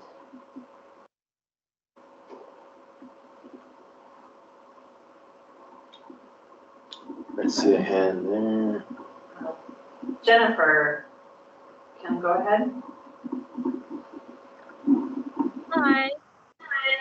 Hi, my question is for Mike. What value of steel are you assuming per ton? We're assuming that all steel is, first of all, recycled in the life cycle analysis. So the LCA is less about the value, and it's just where is it going, what is it doing? So the value of scrap, at least in California, it oscillates wildly. There have been times where it's been at 50, 75 a ton, and there's other times where it's been as high as 400 a ton.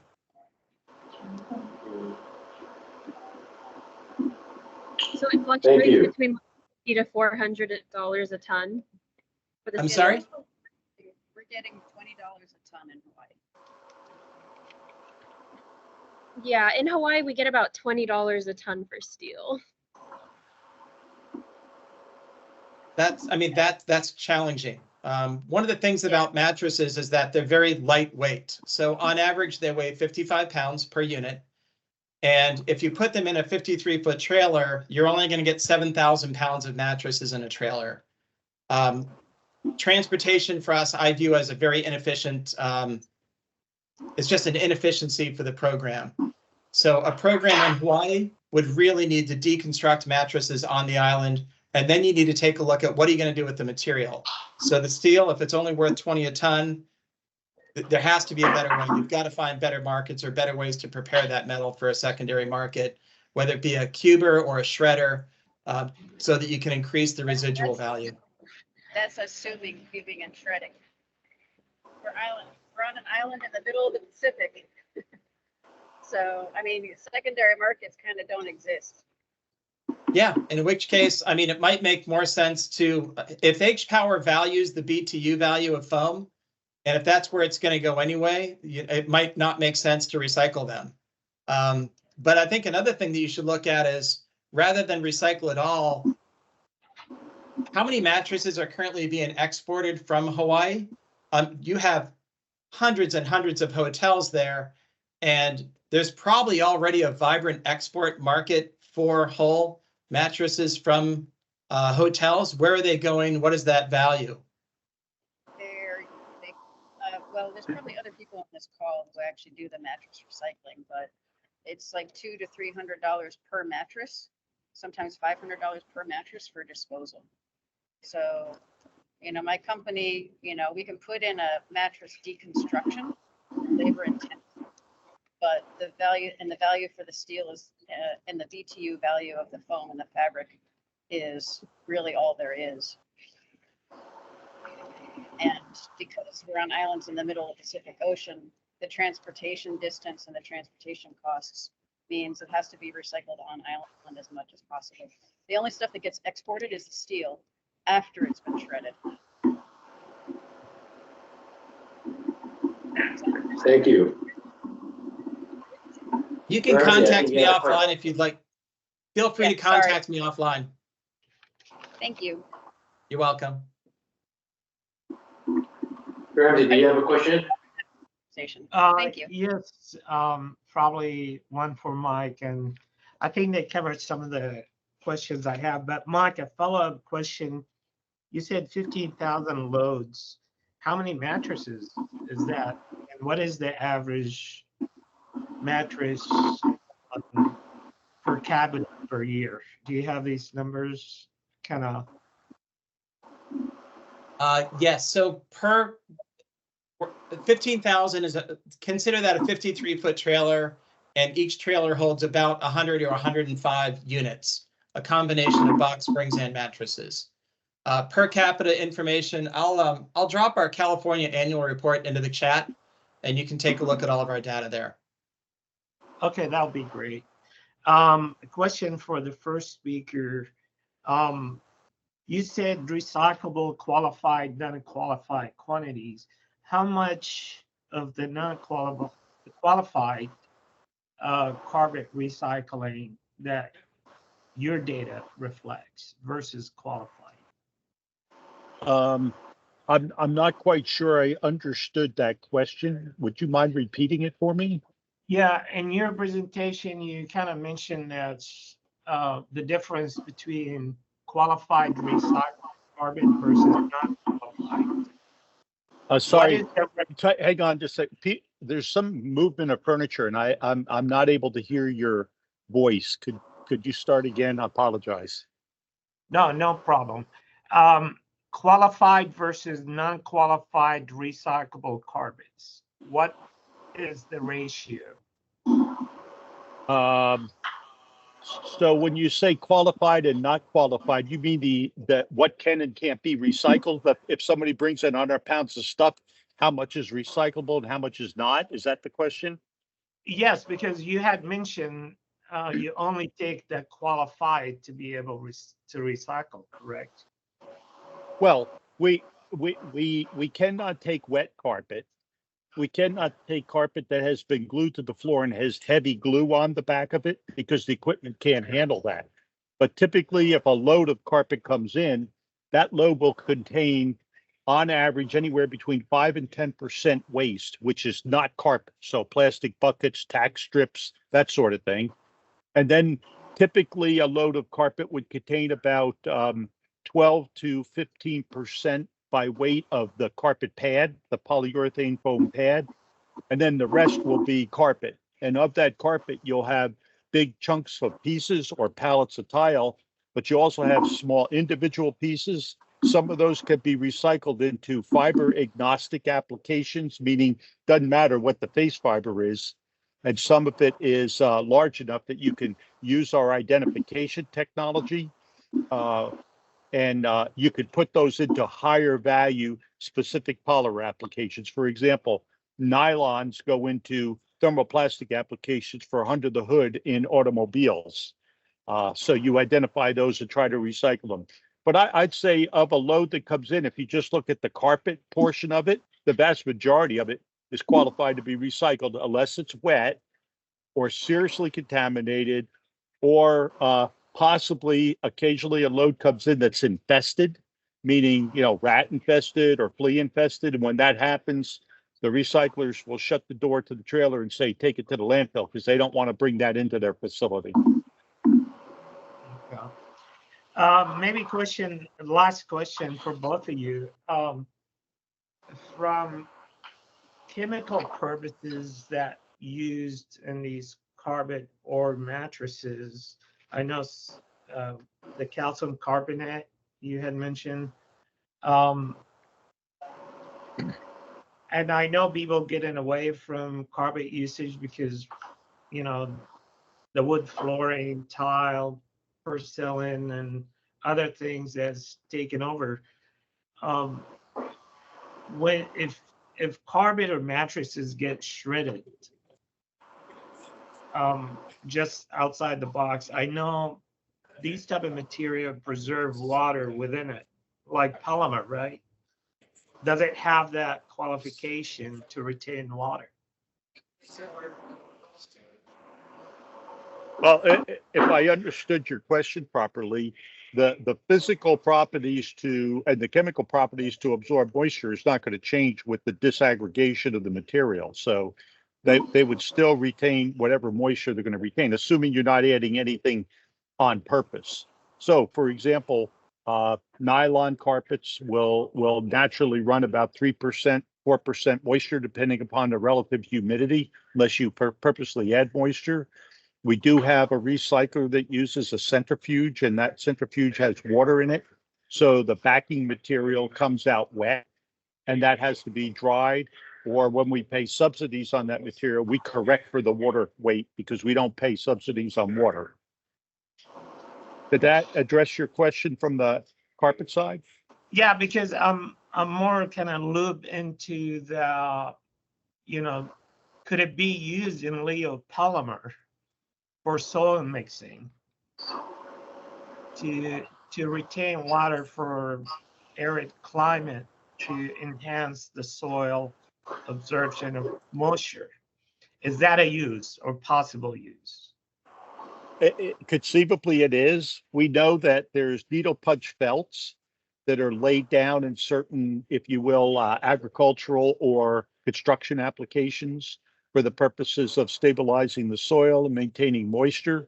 We have had some examples, specifically in California, where people will grind up wool and spread it around the base of vines. The concern that's been raised is that, you know, there are things like the older carpets had PFAs in them, and people are concerned that they're being put back in the environment. A lot of wool materials are treated with synthetic pyrethroids to avoid them from being attacked by moss. So those tend to break down depending on their structure, but you know, there's reluctance to put them back down on the ground. All right, thank you. Thank you very much, gentlemen. Very informative. I want to thank both our speakers, guests, and to all of our task force members and guests that asked questions. We're running a little bit behind on time, but we'd like to give everyone a chance to stretch, bio break 10 minutes, and then we'll resume our gatherings in 10 minutes. Dr. Peebles, safe travels. Thank you. Thank you, Dr. Peebles. Thank you, Mike, for your participation. We'll be back in 10 minutes.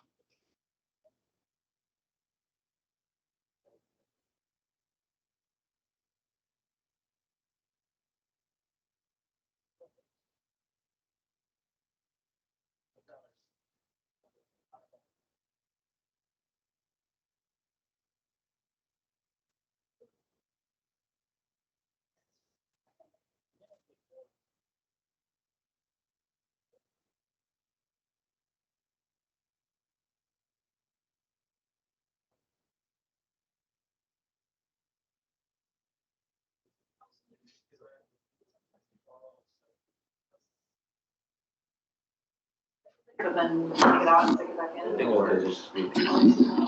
That's probably when it's picking up.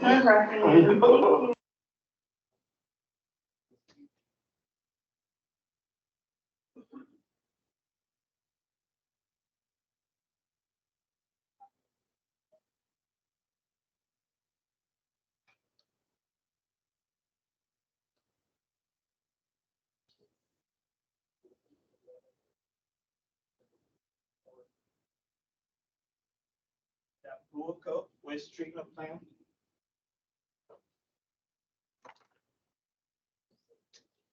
Or that.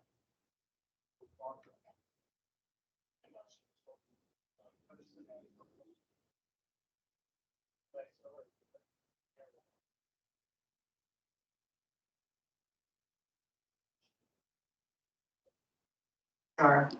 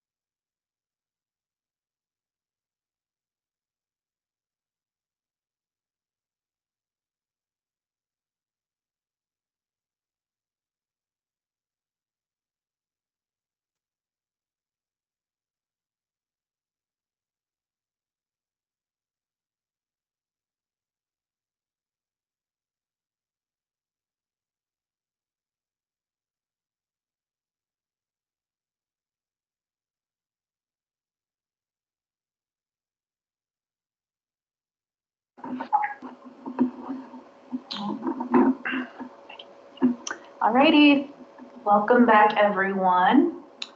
We will now be transitioning into the next topic of the meeting, which is the comparative analysis of what other states are doing, as well as existing programs that perhaps the state of Hawaii can expand on. Next slide. For resource reduction alternatives, starting with carpet, one recommendation to support local reduce and reuse alternatives, similarly to discussion that we had at our C&D task force meeting. So this could be, for example, deconstruction and carpet recovery workshops. So the majority of traditional commercial contractors or demolition companies are not typically trained in deconstruction, and they don't separate materials or deinstall materials with an eye towards reuse or recycling. So for example, in an interior remodel, a deconstruction contractor would take the carpet out first for reuse or recycling and then scrape the floor prior to taking down the walls. But a traditional demolition company may take the carpet out last to avoid having to scrape the floor. But once the carpet is contaminated with dust and drywall debris, it's no longer reusable or recyclable. So this is why deconstruction contractors are more likely to come away with reusable or recyclable carpet, as opposed to traditional commercial contractors or demolition companies who don't really focus on reuse or recycling. And again, one way in which the state can support carpet reuse is by hosting deconstruction workshops that highlight or focus on carpet recovery.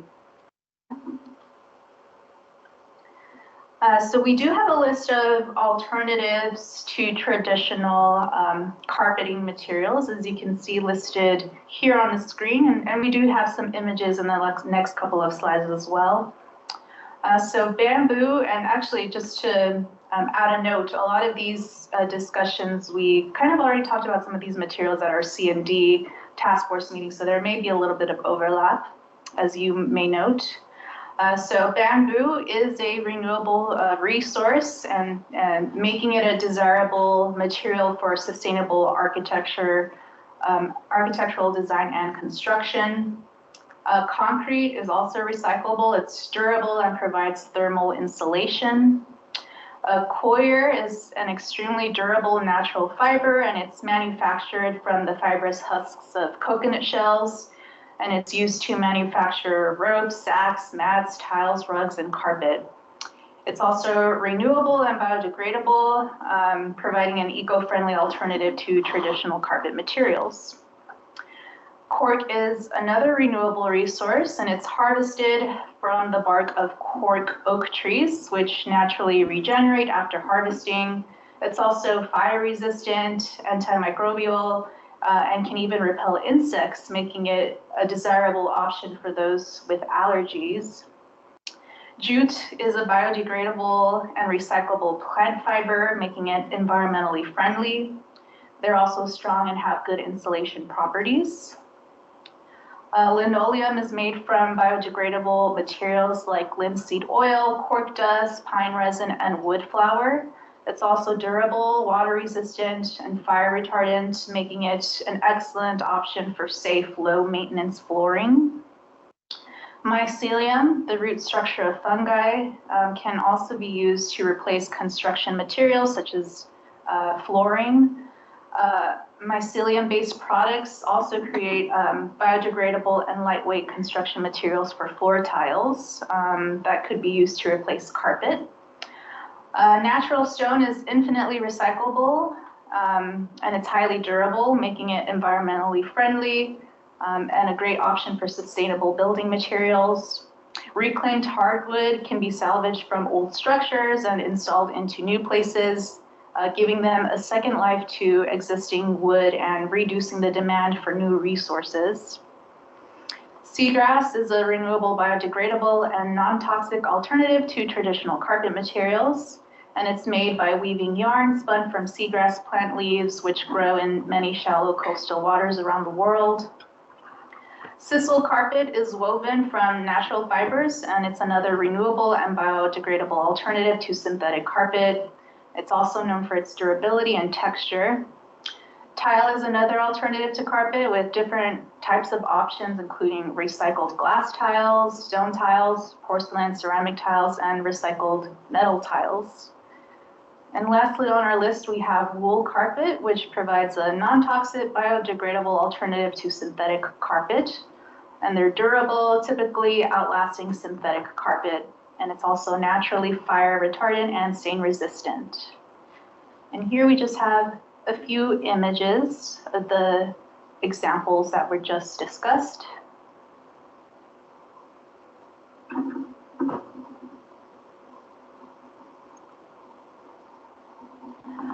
So now moving into resource reduction alternatives for mattresses.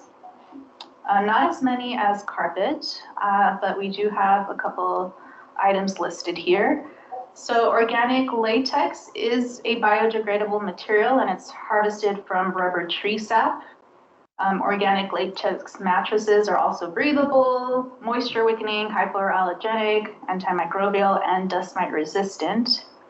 Organic cotton is another biodegradable material that also provides high breathability. It's also hypoallergenic, making it a great choice for mattress materials. Wool mattresses are naturally fire retardant and they eliminate the need for chemical additives. Wool is also biodegradable, breathable, moisture wicking, temperature regulating, hypoallergenic, all of the above. Wool promotes even weight distribution, relieving stress on pressure points while supporting the body. And in some Central American, South American, and Asian countries, hammocks are often used for sleeping beds, and they are made from organic fibers that are typically biodegradable. They're also convenient. For example, they're lightweight, they're portable, and they're also a big space saver.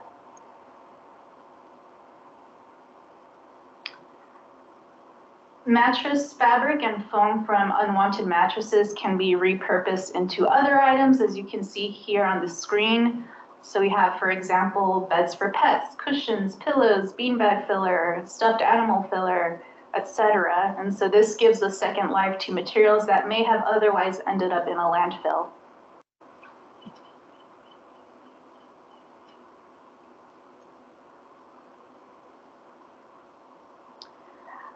As we discussed earlier during this presentation, and we saw in the map for carpet, 2 states have enacted carpet EPR laws.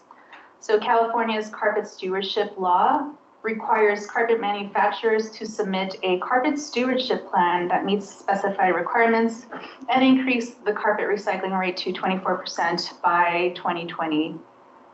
So manufacturers that offer or sell carpets in California must individually or through the Carpet Stewardship Organization participate in an approved carpet stewardship plan. And this law also aims to end consumer subsidization of carpet incineration in municipal incinerators and cement kilns, incentivize production of more recyclable carpets, and also ensure proper training for carpet installers. And these plans also must include quantifiable 5-year goals and annual goals, which are subject to review by CalRecycle. And updates to the plans must also address recommendations made by Carpet Stewardship Program Advisory Committee. New York's Carpet Collection Program law was signed into law very recently in December 2022. There was also a chapter amendment or a revision to the bill enacted in 2023. The law requires carpet producers to fund a convenient carpet collection program at no cost to consumers beginning July 1st, 2026. And this law establishes increasing recycling rates. It also phases out PFAS in the production of new carpet, requires new carpet to be manufactured with increasing percentages of post-consumer recycled material. And it also sets specific goals for closed loop recycling that will promote circular economy within the carpet industry. And specifically, different types of carpets are covered, including but not limited to broadloom carpet, modular carpet, artificial turf and carpet pads or underlayment. However, the law does not cover handmade rugs, area rugs, or mats. We also have a couple of companies listed here on the screen for extended producer responsibility. So these are carpet manufacturers. So Interface is a global manufacturer of not just carpet, but commercial flooring in general, with an integrated collection of carpet tiles and resilient flooring. They also became the first flooring manufacturer to be third-party certified as a carbon neutral enterprise across the entire business. And it was also recognized as Recyclers of the Year by Carpet America Recovery Effort, or the organization that Dr. Peoples works for. AstroTurf is another company that we wanted to highlight. So they are committed to the environment. The use of rubber infill keeps millions of tires out of the landfills each year. And at the end of a field's life cycle, all components can be repurposed for other uses.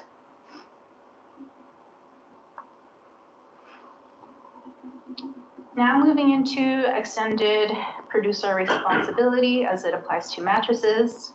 As mentioned earlier in this presentation, and as Mike O'Donnell also noted, Connecticut became the nation's first state to enact a mattress stewardship law.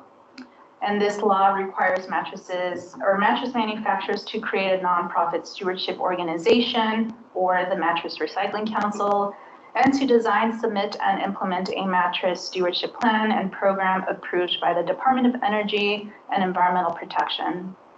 And this council must also provide free and convenient collection opportunities for unwanted mattresses, and recycling is also highlighted as the preferred or over any other disposal method for mattresses, to the extent that recycling is technology feasible and economically practical. The council is also responsible for establishing a fee to cover the costs of the program, as Mike discussed earlier, and each retailer or distributor must add the fee to the purchase price of all mattresses sold. And furthermore, the council must also establish a financial incentive for consumers who recycle mattresses. The law also includes recycling targets and reporting requirements.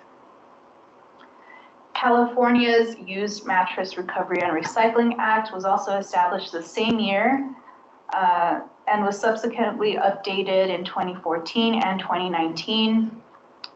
The Act requires mattress manufacturers to develop and implement a convenient and cost-effective program to recover and recycle used mattresses within California. And then we also have Rhode Island, who requires or who have enacted regulations requiring mattress manufacturers to establish a statewide recycling program for discarded mattresses. And beginning in May 2016, the program is funded through a $20.50 recycling fee, as we saw earlier, and that's collected from retailers, or collected at the retail from customers on each mattress and foundation that is sold within the state of Rhode Island. And these collection fees fund the collection and recycling of unwanted mattresses and foundations within the state. Lastly, in 2022, Oregon became the 4th U.S. state to enact a statewide mattress recycling law. And then this law requires mattress manufacturers to establish an EPR program that will make it more convenient for consumers to recycle their unwanted mattresses. As we discussed a couple of slides ago, Hawaii can support local reduce and reuse efforts through deconstruction trainings and workshops. But not only that, there's also educational resources that can be developed for carpet installers on the proper handling of post-consumer carpet, and for consumers on best practices to help extend the life of carpet through proper maintenance, cleaning, and carpet care. Other educational resources that we could look into would be the development of monthly or quarterly newsletters, social media campaigns aimed at raising awareness, as well as partnership activities with other stewardship organizations, online surveys of retailers or drop-off sites around specific issues, etc. For California, their carpet stewardship law does have some outreach and education requirements. So manufacturers of carpets that are sold within the state must submit a carpet stewardship plan, and it must be also inclusive of an education and outreach efforts to consumers, commercial building owners, carpet installers, and contractors. Education and outreach materials may include, but not be limited to, signage for consumers, written materials and templates for reproduction by retailers. And then this program, as we've been discussing throughout this presentation, it is administered by CARE, and CARE is charged with meeting the requirements for carpet recycling set forth by Assembly Bill 2398 and Assembly Bill 1158. So they do conduct various education and outreach efforts, including monthly newsletters and annual public workshops, presentations, and print and digital communications. In New York, the carpet collection program also requires producers to develop an approved approach on outreach and education to inform consumers, carpet installers, and others engaged in the management of discarded carpets of the available program opportunities that they have. And then here we just have a screenshot if you want to take a few seconds to review. So this came from CARE. So they do have a document. It's the California Carpet Stewardship Program Plan for 2023 through 2027. And so you can see it includes an extensive list of different education and outreach opportunities, and also the associated metrics that can be used to measure success or public engagement of these different education and outreach activities. Regarding mattresses, as mentioned, in Connecticut, their law requires each producer to join the Mattress Recycling Council, and then the council must submit a plan which includes a description of the public education program. They must also submit an annual report to the Commissioner of Energy and Environmental Protection for publication on the state's Department of Energy and Environmental Protection's website. And the report must also include a summary of the public education efforts that support the program.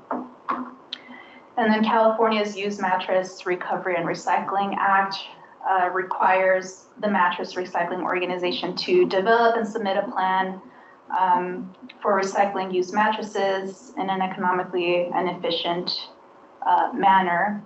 And this plan, again, must also include outreach efforts and education to consumers, manufacturers, retailers to further promote recycling of used mattresses, as well as just informing consumers of their options for managing these materials. And then on or before July 1st of each year, the Mattress Recycling Organization must submit a publicly accessible report that includes examples of educational materials that were previously provided to consumers, as well as any changes to the materials in subsequent years.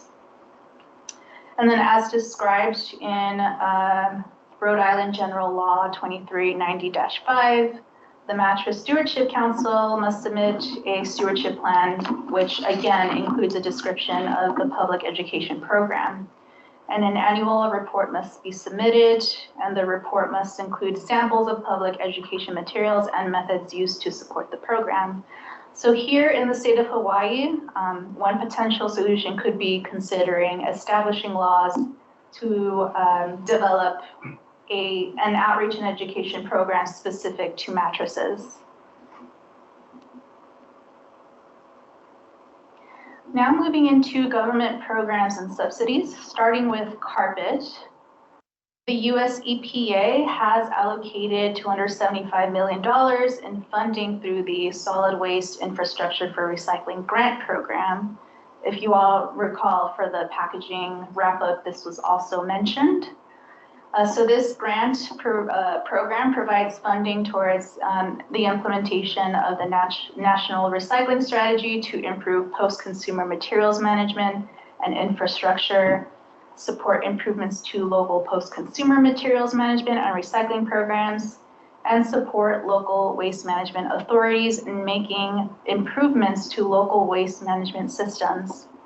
And as discussed earlier, recently the Department of Health was awarded with a grant to conduct a waste characterization study to measure solid waste disposal streams in all counties and to conduct targeted outreach on the findings to inform state and local waste reduction priorities, which would include an evaluation of the estimated volume of landfilled carpet and mattresses, among other materials.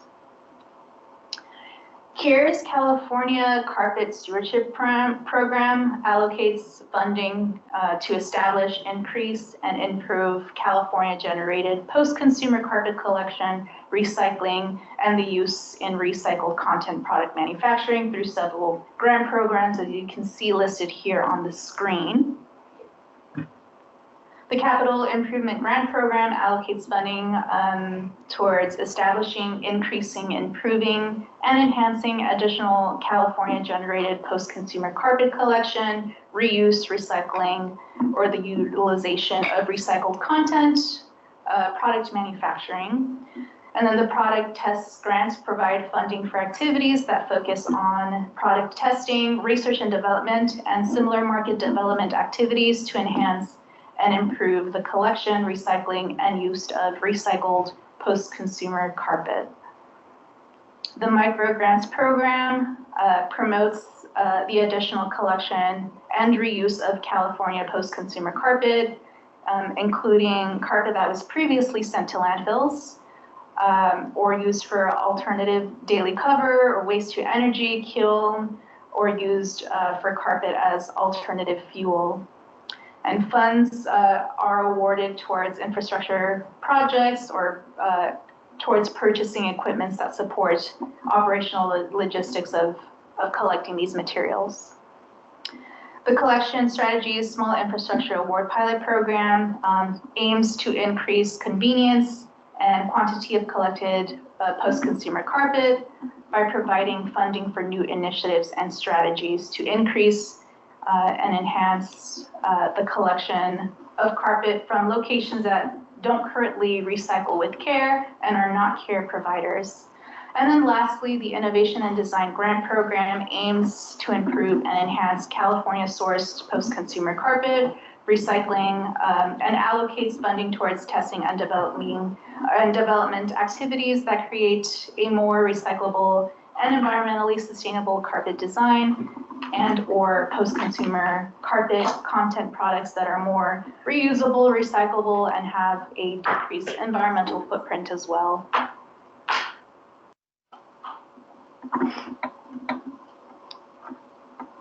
We mentioned a couple of bills at the beginning of this discussion for the baseline conditions, but wanted to reintroduce them for the potential solutions to consider.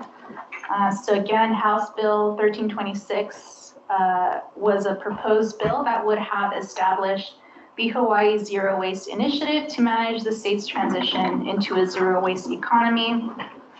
And the bill was reintroduced in 2024. So one of the solutions could be,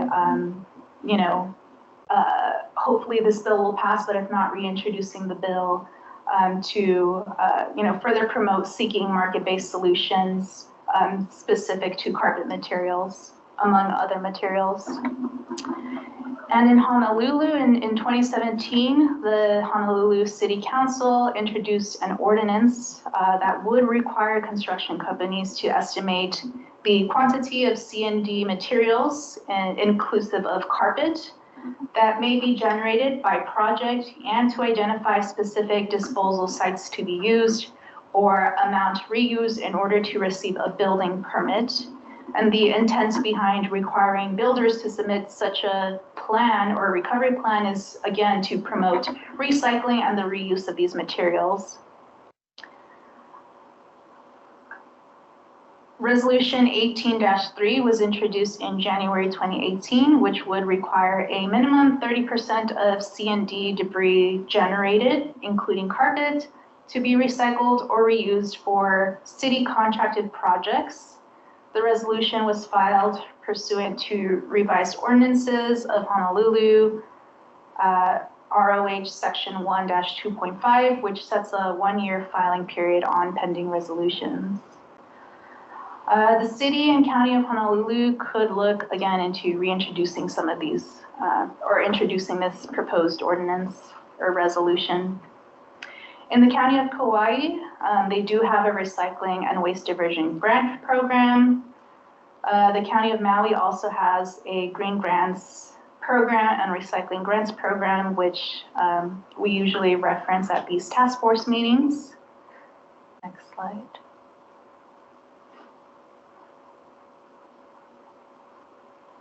For mattresses, again, as previously mentioned for carpet, US EPA has allocated funding towards or funding into the SWIFR grant, or the Solid Waste Infrastructure for Recycling Grant Program.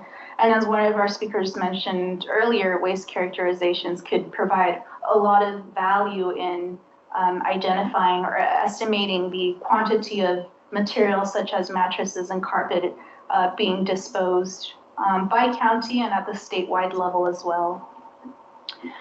Mattress Recycling Council is, as you all know, a nonprofit organization that was created by the mattress industry to operate recycling programs in states that have enacted mattress recycling laws. As we discussed, these include California, Connecticut, and Rhode Island. And each state's program is funded by the recycling fee when consumers purchase either a mattress or a box spring. And through its research and advocacy efforts, the Mattress Recycling Council works to educate the public on the importance of mattress recycling and also provides resources to promote sustainable practices throughout the states.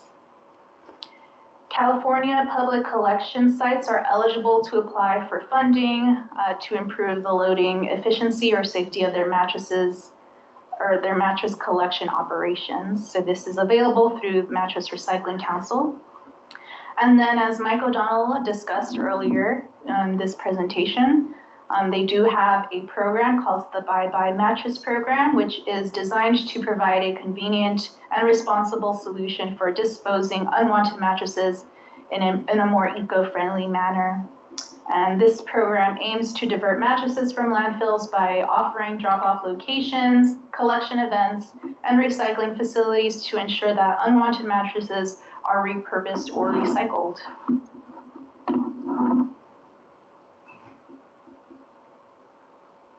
And again, I'm not going to go too in-depth into these because we've already discussed for packaging, or actually for carpet, I should say.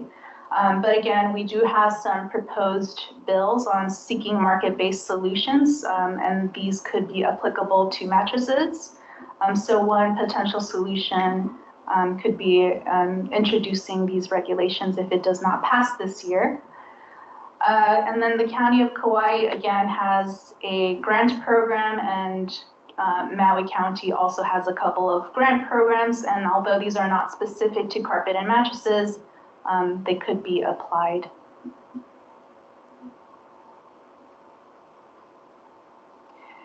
Now moving into free market solutions, starting with carpet. So earlier we mentioned that the Habitat for Humanity Restore in Kauai accepts donated carpet.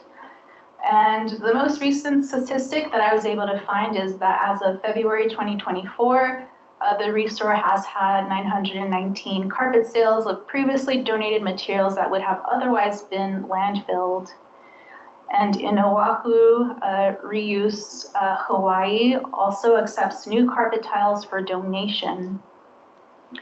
Post-consumer carpet can also be recycled by processors into fibers or plastic pellets, which can be used to make a broad range of products, including carpet, carpet tiles, carpet underlayment, and products for the automotive, transportation, and construction industries. Located in Lincoln, California, Circular Polymers is a newly expanded facility that can process approximately 50 million pounds of carpet each year. And they also have plans to expand further than that. The company also recycles polypropylene, PET, and calcium carbonate from carpet. The facility's mechanical recycling process can convert end-of-life carpet back into usable nylon 6 or nylon 6 materials. The 150,000 square foot facility has 2 production lines for converting carpet to fiber and 1 production line for converting fiber into a densified pellet. And since 2018, the facility has diverted approximately 85 million tons of carpets that would have otherwise been disposed of at a landfill. At our C&D task force meeting, one of the potential solutions that we mentioned, or that was mentioned by the task, the development of an online materials inventory where interested parties could exchange C&D materials. So we thought this could also be applicable to carpet. We did find a site. It's called repurposematerialsinc.com, and it's a nationwide online materials exchange program that also operates reuse yards in Arizona, Colorado, Iowa, Ohio, Texas, and South Carolina. And I would say a potential solution for Hawaii could be the development of a local materials exchange program specific to the state. Other types of market outlets include various online marketplaces such as Craigslist, Facebook Marketplace, OfferUp, etc.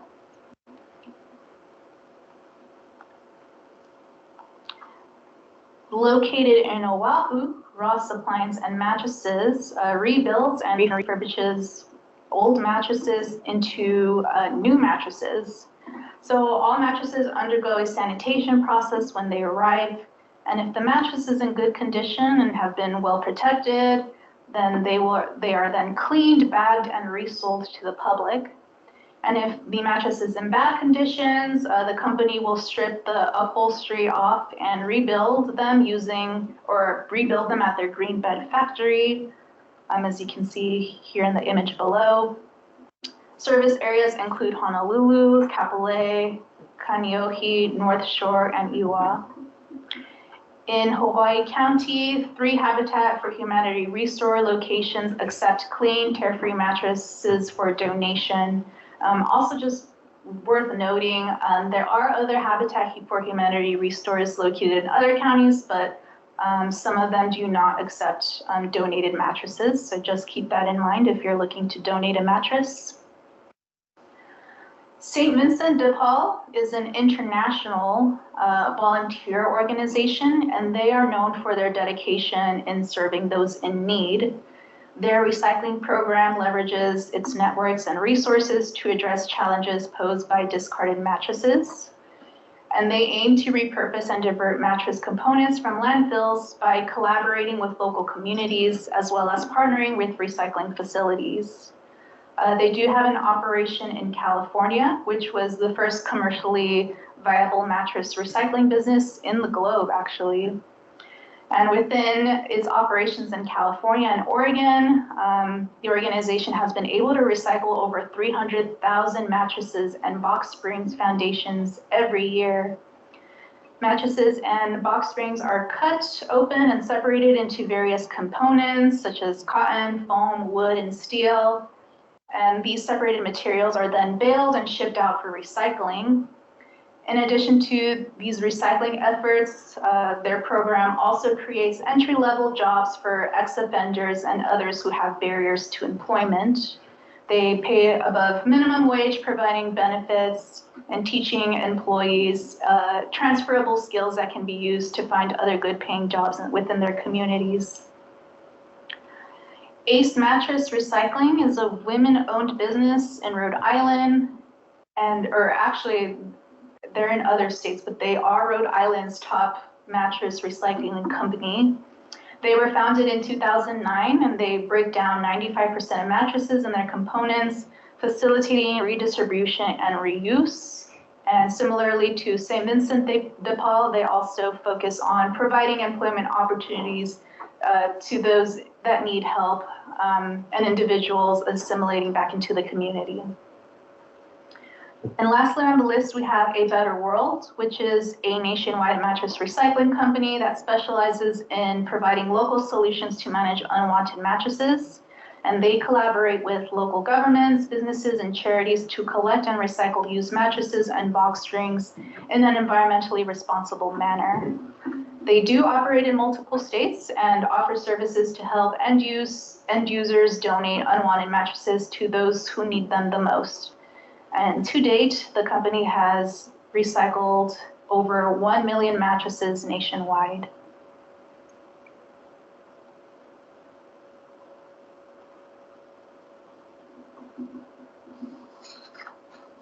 All right, thank you, Giselle. We're at that moment now. We'd like to invite you to share your thoughts on the materials that were just presented, especially regarding opportunities that you'd like to encourage us to enhance the management of carpet and mattresses.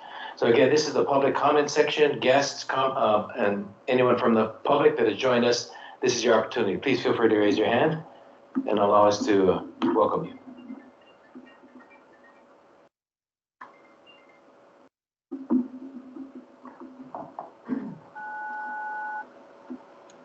Any comments? I'm seeing hands raised.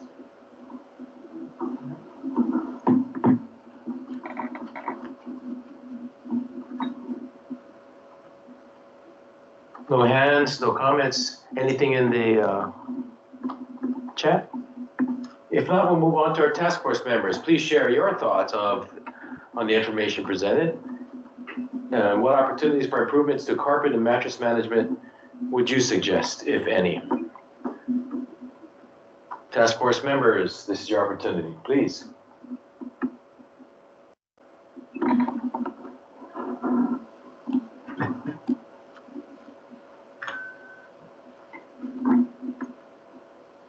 We have one? Nope. Nope. False alarm. False alarm. Just a fly, probably. Waving the flies away.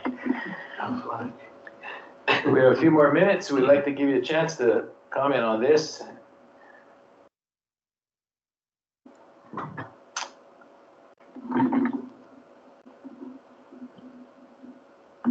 Andrew, looks like you have a comment or a thought.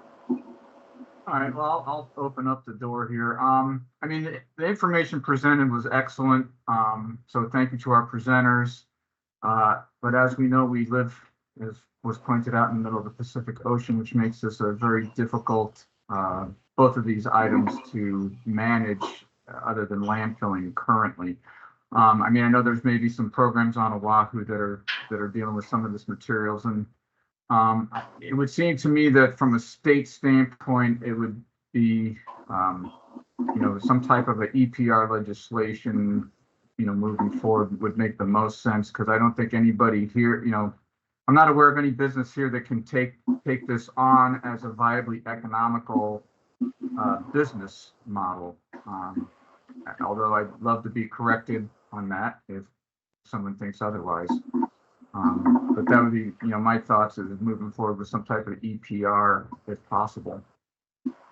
Thank you. Wonderful, thank you.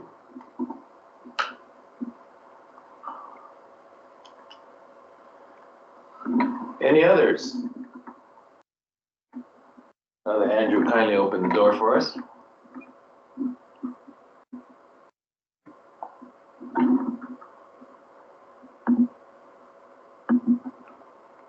If not, we'll turn it back to Cesar and Gisela. Alrighty, thank you, Ramsey. So if there are no more additional comments, we will now be transitioning into the meeting summary for the potential solutions that we've been discussing throughout today's meeting.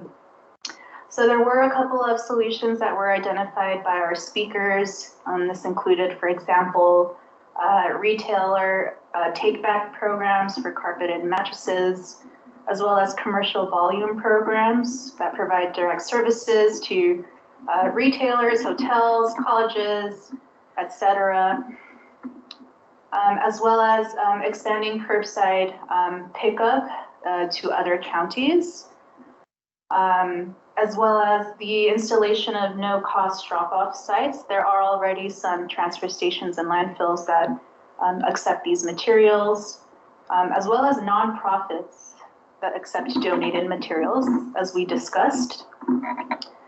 Another potential solution that we mentioned was collection events, especially in rural, underserved areas. Another potential solution we discussed was direct recycling facility drop-off with no volume limits. As we discussed, some counties have restrictions on the amount or the size of the loads that they bring into the transfer stations. And then we also just heard from Andy, another potential solution that could be considered would be the implementation of an EPR law focused on both mattresses and recycling here in the state of Hawaii. With that being said, are there any other potential solutions that I may have missed or that anyone else wanted to add?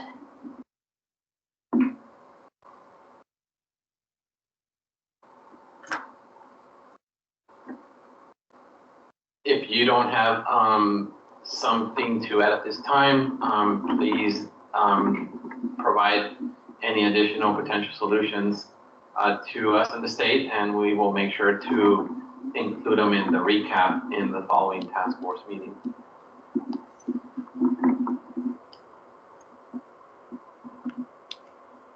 All right. So now moving into next steps and action items. So we will be, as Cesar mentioned, compiling information received today for consideration in the Integrated Solid Waste Management Plan update.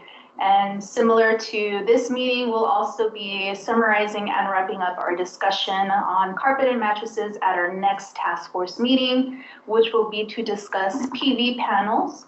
And that meeting is scheduled for Friday, June 14th. So just keep in mind that it will be on a Friday this time and not on a Thursday like our previous task force meetings have been.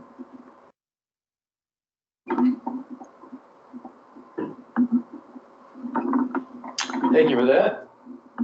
So this time we're going to close it there. Are there any other questions that might have come up in the meantime? Task force members, guests, members in the audience here.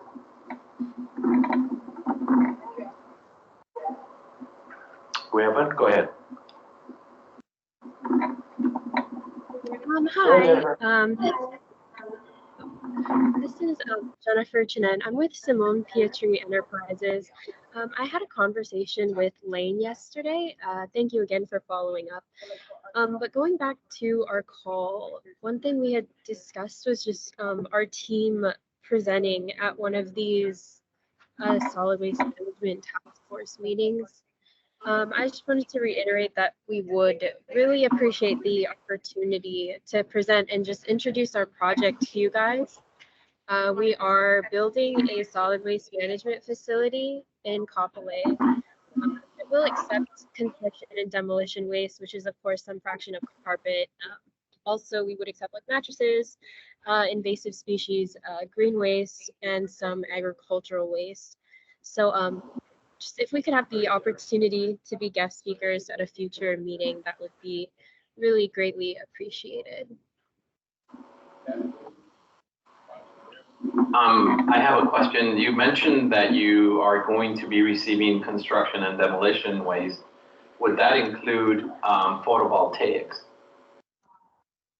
or PV panels and any of its components?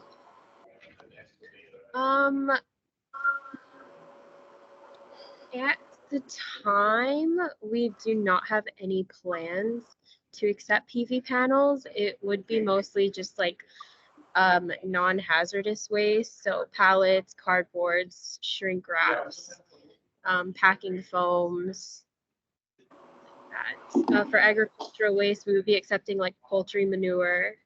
But right now, I don't think we have any plans for like municipal solid waste or any PV panels. Okay. So if you could send us your information to Gisela or Gisela Herrera@tetratech.com, or drop in your contact information on the link. We will follow up with you and see what we could do. I think we have 2 more topics coming up, being that you're building a facility to manage materials. There might be possibilities either on the next one or on our final one, which is a topic that was decided by the task force, is disaster debris management, which basically includes the recycling and recovery of what could be not construction demolition, but demolition waste, let's say, and also maybe